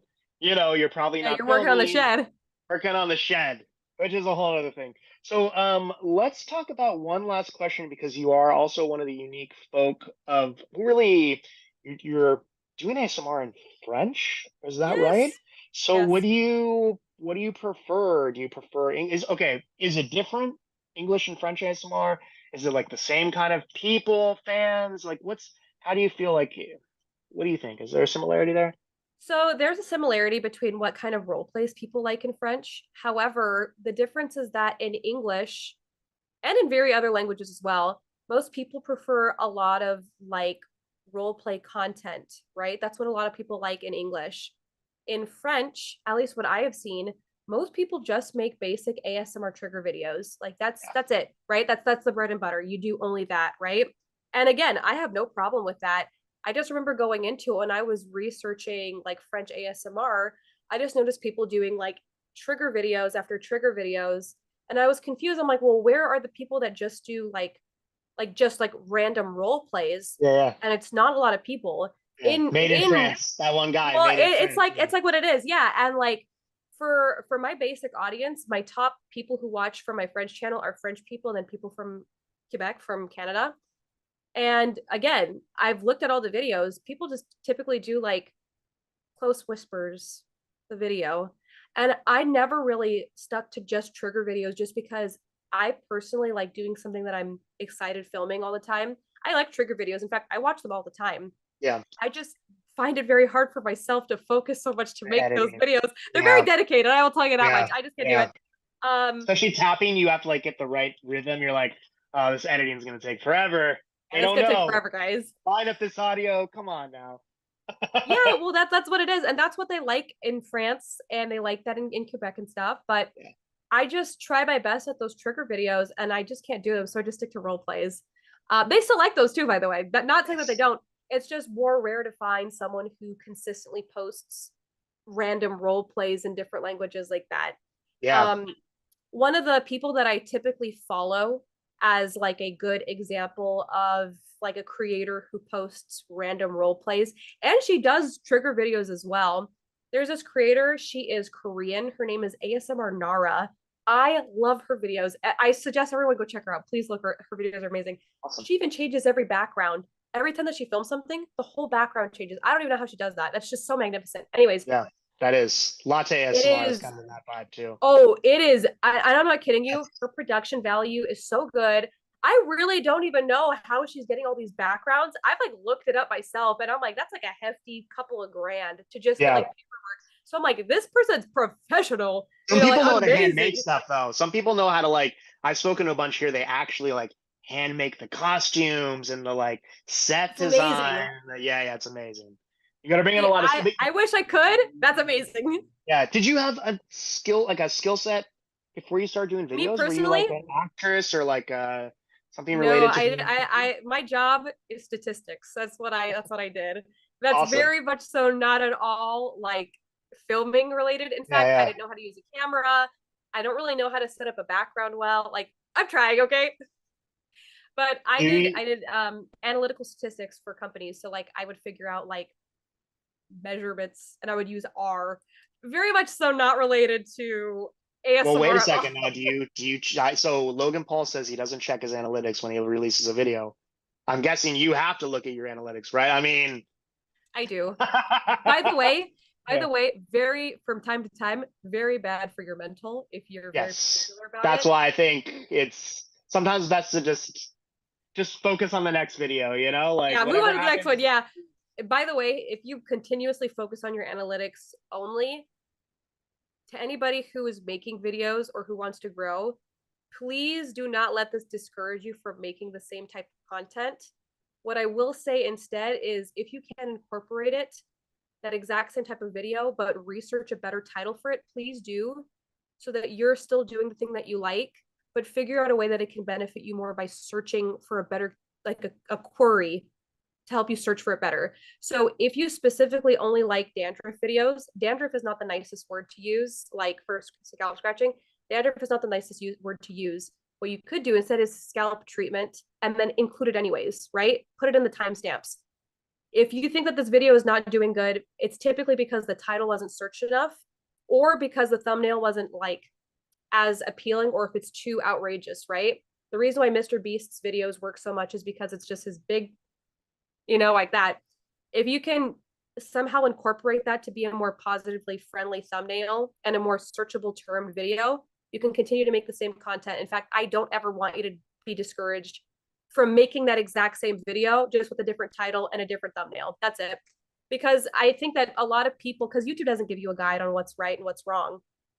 If you're also like a person who's been making content for like forever, right? I still encourage you to do that, because it's better to research than to to research about the title and stuff than to just think that the same thing, because it can work though. The same thing is going to work a ton of times. I want you to be encouraged to do more. Just search it in different ways to see which one is like the one that clicks, right? I mean, that's the biggest thing, because again, I think anybody can make amazing content. In fact, most people make the best content I've seen in my entire life, right? I saw this video yesterday of an amazing creator who was like, I'd never seen this before, but she had two mannequin hands, and it looked like the hands were like repulsive in the beginning. That they were amazing. It looked amazing. She had like it had hair on the fingers, had really long, dirty nails, and throughout the entire video, she cleaned them to make your whole hand look manicured, right? It just, the title wasn't correct. I just wish that the title had been switched so that it was more searchable, right? Because this is an amazing video. I'd never seen someone do something so fantastic before. It's just for YouTube, it plays an unfair game about how you're going to search this more, or who's going to do this with the right title, Yeah. And again, I'm telling you right now, there are people out there who make the best content in the entire world. It's a hard game to fight when you're constantly with like title, thumbnail, and whatever. Oh, 100%. I think also with ASMR, it's one of those things where you almost feel as an ASMR artist feel like a non-profit where you don't want to seem too commercialized. And so Yeah. you end up doing these titles, and you do see this with the older creators who will be like, ASMR scalp exam, 23.23 minutes. No, that's like actually a specific number, but I'm saying like also this video has like it's like so specific about what it is that it's like Yeah. it's no mystery. It's like people should have like the title should maybe ask a question or say something unique, say something that's gonna make people like wonder and want to click on it, you know. And I think sometimes you get Exactly. those very plain, too obvious of titles, and then of course you want to stand out from the crowd. You have to think about how many other people have like ASMR hair treatment as like their video title, Yeah. probably a million. So Like it a is one million, of yeah. literally like actually a million. No, So there's literally actually like over, yeah, there's definitely over a million, you know. you literally So could make like you said, you could make the best video ever, but if it's not, you know, if it's not getting seen, then if it's not getting seen, it will not be pushed out. And remember, for titles specifically, the more questionable or bizarre, the better, right? So, yeah, and also don't make your thumbnail gruesome because that will be pushed lower in the algorithm. It has to be pleasant. Like that's just the general truth, right? Yeah. So like again, I will use ASMR Nara all day and night. She is an amazing creator. Her titles, I'll just read one out randomly because I have her page pulled up. This is very interesting, okay? She made this one. I'll choose this one from a month ago. It has amazing statistics. In the thumbnail, it's a clean thumbnail of her face holding a little thermometer and a little paperwork. Kind of cute, right? And it's called ASMR Subcheck. Thermometer, test room, tingle, and inaudible talking. That's enough to be like, oh, what does that mean? Like, yeah, I'm curious. That's very interesting. I've never heard that before. Let's click on it, right? 100%. Or like, You know, I love have you ever seen Etta JoJo? Fox. JoJo. I love JoJo. Don't Great even get me title. started. I'm a JoJo stan. I love Yeah. JoJo. His titles are top. Go to JoJo. I He's love got, like, JoJo. really makes you be like, ooh, he's saying I'll like will get rid of all my tingle immunity like times a million. I have to click I'm that. the million. Yeah. Times a million, not Okay. 900,000. I gotta Wait, click this. really? Yeah. Dude, Yeah. he made this video 9 days ago. Warning. Yeah, You will fall asleep to this ASMR video. I'm like, yeah, dude, that's sick. he's good. He knows Good. the magic, that guy. Okay, I got one last question. It's a short one, and then we gotta wrap up because I gotta go back to work and get ready for my trip. So here's the last question. Everyone has a favorite ASMR video that they've done or video. Every YouTuber has a favorite video. Let's just go with one though that didn't do well, that you liked, that bombed, which is usually the ones you like, right? It's like the ones you watch and the you're ones I like, like. Yeah. this is the one. No, that's actually the worst one. That will do the worst of all of them. Well, what's one like that for you, where you're like, this is it. Like, I love this video, and then the audience just didn't appreciate it. Okay, I'm scrolling right now I'm scrolling right now. Yeah, I can tell you. yeah. I'll be able to do it. And it didn't do good. Okay. Fastest video, a doctor video, alien video. Got it right here. Okay. I thought this was a smart idea because this was popular at the time. ASMR cranial nerve exam, but Chat GPT writes the script. Oh, that's good. Dang it, Like dude. that? I asked Chat GPT, I said, can you please write me a script for an ASMR cranial nerve exam? And they said, yeah. And they just did it. And it was like, some of the words were so strange. I just followed it. I'm like, that's great. That's perfect. You know what I mean? Yeah. They were like, at one point, I think the question was like, do you have hand? And I'm like, that's great. I love that. That's so funny. It did not do well at all. I was so upset. I was like, shoot. In comparison to the other videos prior, it's kind of like, you'll be able to look at it. Like the statistics are pretty bad. But dang, that video was so fun to film. I thought it was going to be cool though, because ChatGPT was like totally in at the time. Like, have you seen the popular. Casey Neistat by any chance? Casey Neistat. I love him. He's my favorite. But he did a video. He said like, ChatGPT wrote this video for me. I think that's the title of it. It was incredible. Yeah, he did it. He did it. He got a lot. Well, he's Casey, so of course he got like a bajillion views. But yeah, that is a great idea. I'm surprised. And ChatGPT wrote this ASMR video. All right, well, Maybe it had been done like 50 times before that, the video, or somebody had already done it, or Yeah, GB someone already done GB it. had done it already, probably, you know. Yeah, it's worked out. dude, Jeannie does everything. I've seen her videos before. And I'm like, how in the world has this lady Yeah. done this? And she's got a good team though. I think that's a big factor in her advantage. She's got a really great team, you know, surrounding her too, which helps to like every team member you have is another brain to like bring the power to the team, you know, get things Yeah. going. All right. Well, that was a great interview. Thank you so much for joining us today. We truly appreciate it. A lot of great insights, a lot of interesting stories there. Thank you so much, Elaine. And if you want to just tell everyone one more time where they can find you. Okay, you can find me on YouTube at the exact same name that would be right there in my little Zoom file. It is Selene's ASMR. You can also find me on my other channels, Cuckoo ASMR on YouTube and CC Spa ASMR on YouTube. I also have the exact same name title for my TikTok, for my Instagram, for my Twitter, for gosh darn everything. I made sure it was easy for everyone to find me. Thank you so much for this interview opportunity. It's a pleasure. Thank you so much for joining us. And to all of you out there, have a wonderful rest of your TingleCon. Thanks, guys.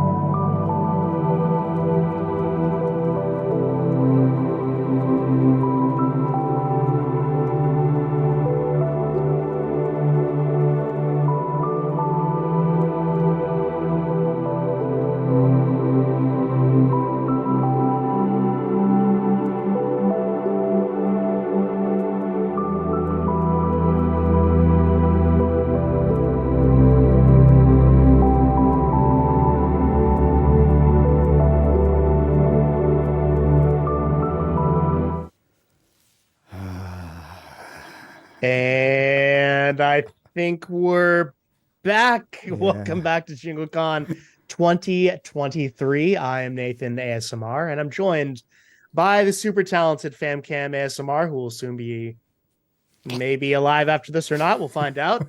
Getting a little of that Panasonic GH5 blur. Amy, you know what I'm talking about. Amy K ASMR. Yes. Amy K. Tingle Smith ASMR and Shiver Me Tingles ASMR. Welcome back, everybody, and welcome to everyone in the chat as well. That was a really fun interview there with Selene. Thank you so much to her for joining us for that interview. I learned a lot of stuff right there, so always great to chat with other ASMR artists. 100%. So I see a few familiar faces here in the chat. Multiple Strong Minds ASMR, Lunar Blossom ASMR. I think I saw Selene was in there a few moments ago, and others. Welcome back. And so now we're going to be doing something interesting here. We're kind of closing things down. It's the last little 30 minutes here.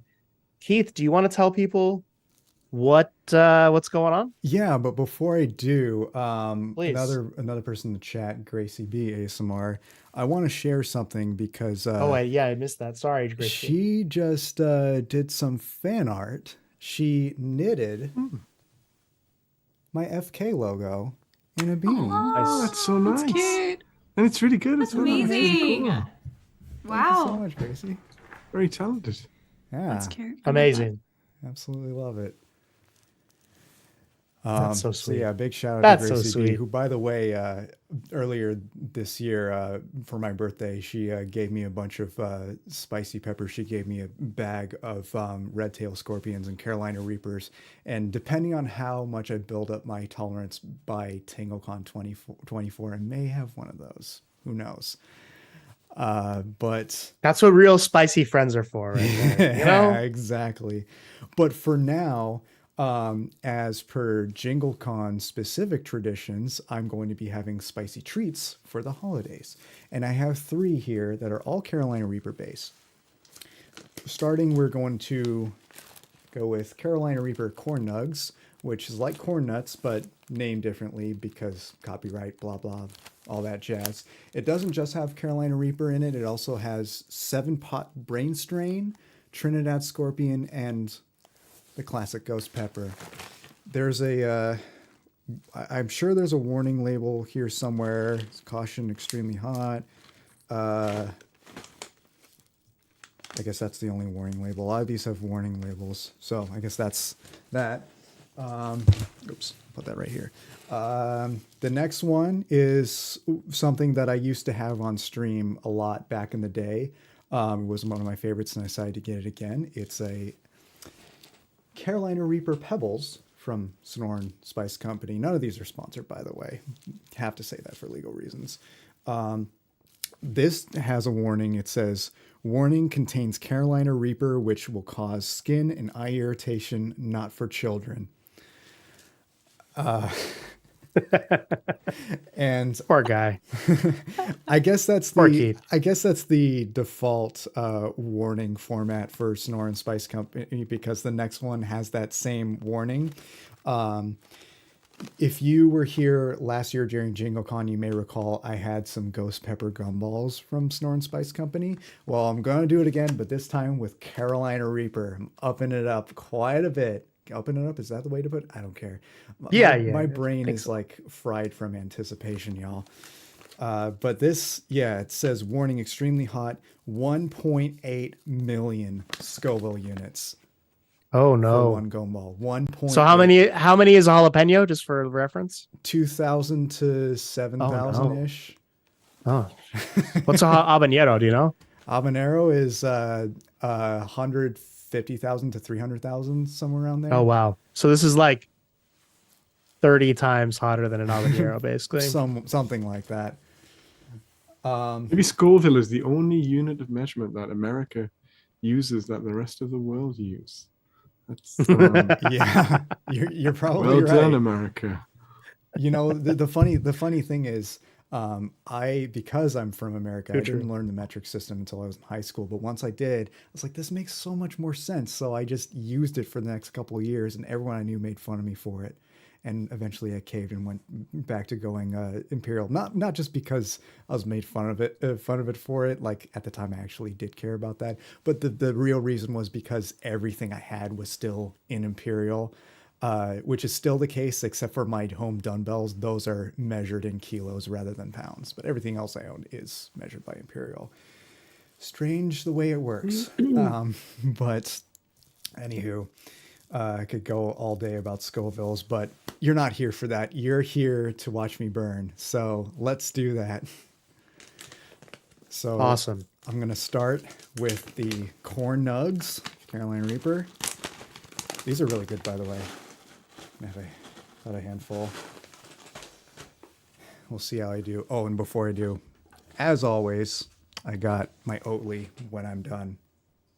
I was about to say. Yum. So let's do it. Fire department's on standby. You definitely need the milk. You need that milk. Yeah, that or is the my ice milk. cream. Ice cream. Yeah. The ice All right. cream in that case. This is how much I'm having right here. Can we get a close up of that? Like, what is it? Looks like golden spice. Like, oh, it's a little. It looks pretty wild, man. I'm not gonna. It's Wow. pretty wild. Okay. Yeah, it looks Ooh. spicy from here even. Yeah. Some of you may think I should be wearing gloves, but my hands are used to it by now. Get that. Don't that take that type out B of roll. context. Nice. But what if you touch your eyes? I won't touch my eyes. Don't worry. Don't do that. No, Just He's don't a do that. professional. He's I've been, professional. Yeah, he's a I've, pro. I've, been in the game long enough. To Mortals not just even such as you and I, instinctually do we that. would do it, but It's actually the real reason he wears glasses. It's not to friend of see, mine but to protect showed- himself. A friend of mine Safety goggles. recently showed me a video of somebody cutting up a Carolina Reaper and having the gloves and being all prepared, and then he eats it, and then with the gloves still on, he was like, Oh, dear. I can touch my eyes now. It's safe now, but once I start eating, I have to stop. But yeah, so look who's here, Dido ASMR, my Scottish brother from another mother. How you doing, man? This is what I tune in for. You're here right on time, man. All right, everybody ready? Because I'm not. yeah, I think Countdown? we're ready. Yeah, we'll do a countdown when we do the gum because that's the main event. Oh, the gum. Yeah, so let's start with the Corn Nugs.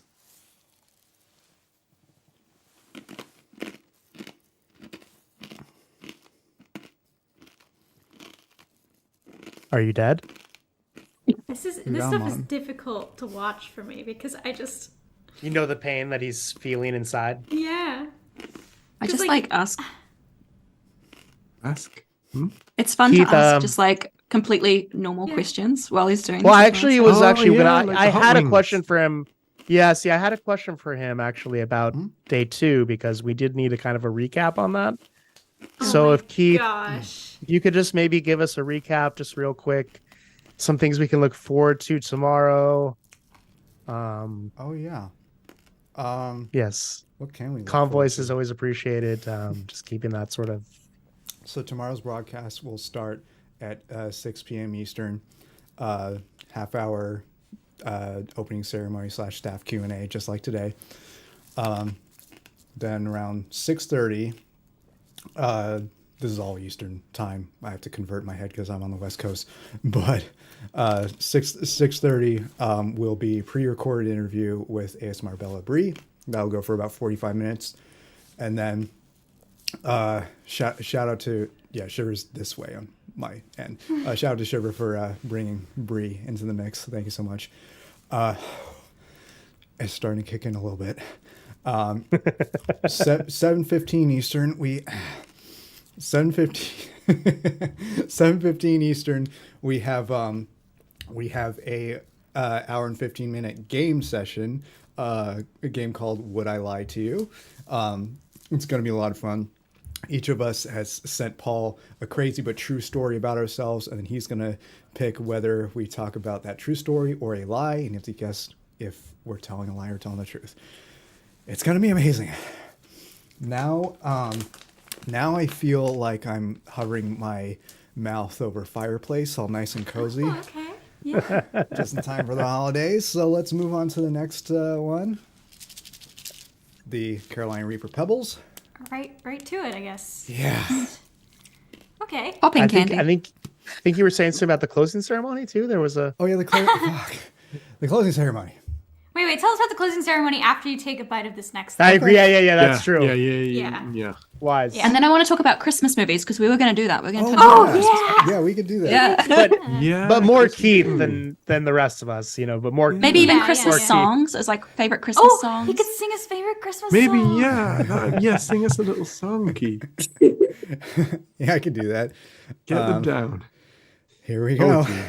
So wait, Keith, what are those? Oh, all right. Too late, get them down. Yeah, Yeah, we'll put him wait. down. Okay, there you go. Spicy Pebbles. crack. Oh, Am I allowed to say that? oh, these are good. These are really good. My only question is, Keith, how itchy are your eyes right now? Oh my What is it? goodness. Oh, You.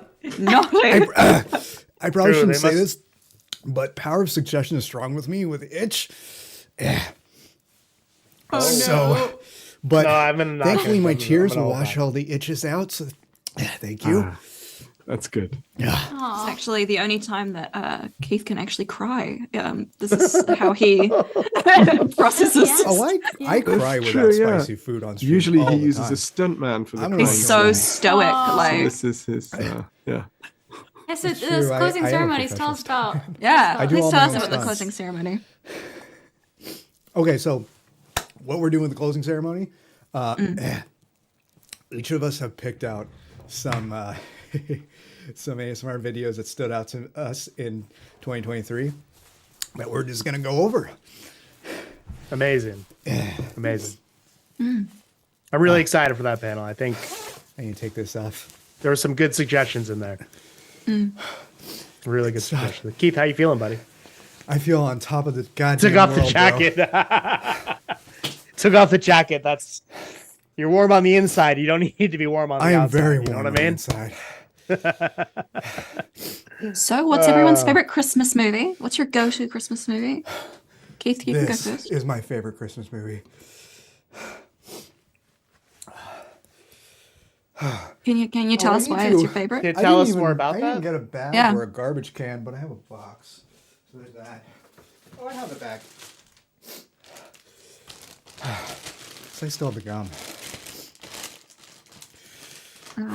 But yeah, tell us about your favorite Christmas Yeah, movie. and if you Keith? want, maybe you can sing a song so I could record it and then post it for everyone to watch. That's a good idea. Let me blow the Reels. Put that on those reels. Throw that on that TikTok, Instagram, Facebook reels. Do we have everywhere. a thematic song for him?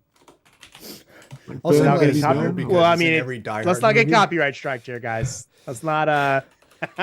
You're going public domain.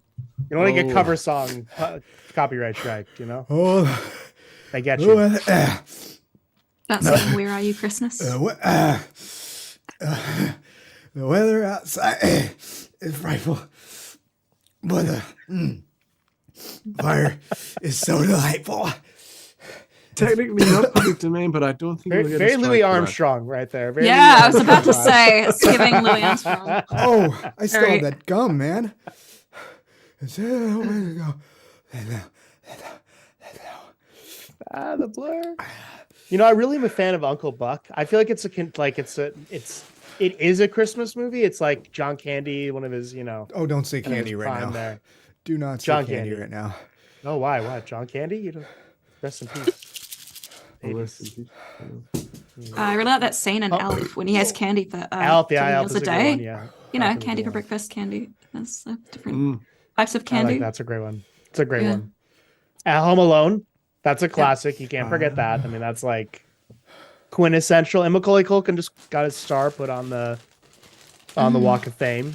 So that's sort of Thank God. I'm not poignant in the gonna- news. Thank God I'm not going to swallow the gum. Oh, have you guys seen No, Klaus? don't do that. It's like a Yeah, it's a great Newer- movie. oh, Yeah, it's so cool. I cried my cool. eyes out. My God, Yeah, it's it's almost too emotional. sad to watch. Yeah, it's like I don't know if it's like pleasurable. I am It's blowing kind of my like ass. it's like that Pinocchio, the recent Pinocchio. It's like I Oh, don't know. yeah. I feel Mm. conflicted. Yeah. Oh, yes. I'm like And the I'm so Santa happy Claus. but sad too. And the Santa Claus is good. And the Grinch. The Grinch. Gotta go Yes, Grinch. the Yeah, Grinch, yeah. that's a classic. It's a classic. Have you guys seen the TikTok where the dad dresses up in a full Grinch outfit and he like goes in to steal the presents in front of the kids, and they're like, they don't know and they think it's real. They're like, Oh no. oh, you have to Aw. watch it. It has a bajillion likes on there. It's so funny. Oh, that's cute. And one of the kids attacks him. He like jumps on him. It's so funny. Oh, Keith, is he okay? He obliterated. He has evaporated. Yeah, he's on fire. The heat was too What? strong, We got 15 minutes, Keith. I mean, and he disintegrated. Oh He no. also got more chilies to go as well, I believe. Oh. that's true. There's a Is he? third round. There's a Is third there Just another go round. for a round? I run. thought, did he not do the gum yet? Third round and 14 minutes left. I mean, Yeah, he did the gum. Keith, He did the gum. the He did crowd, the gum. the I thought he wild. had only the rocking can. Oh, he Or was did the that- pebbles. Yeah, he Yes. didn't do Should the I gum. should I Yeah. just not bother posting a story and just do the straight to reel?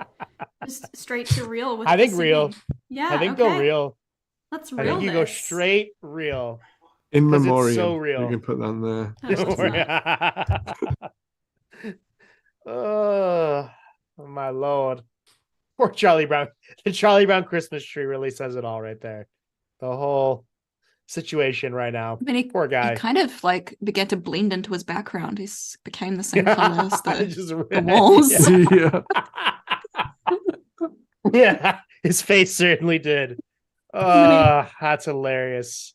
It's like if you like tilt the camera down, it's just like a pile of ash on the chair.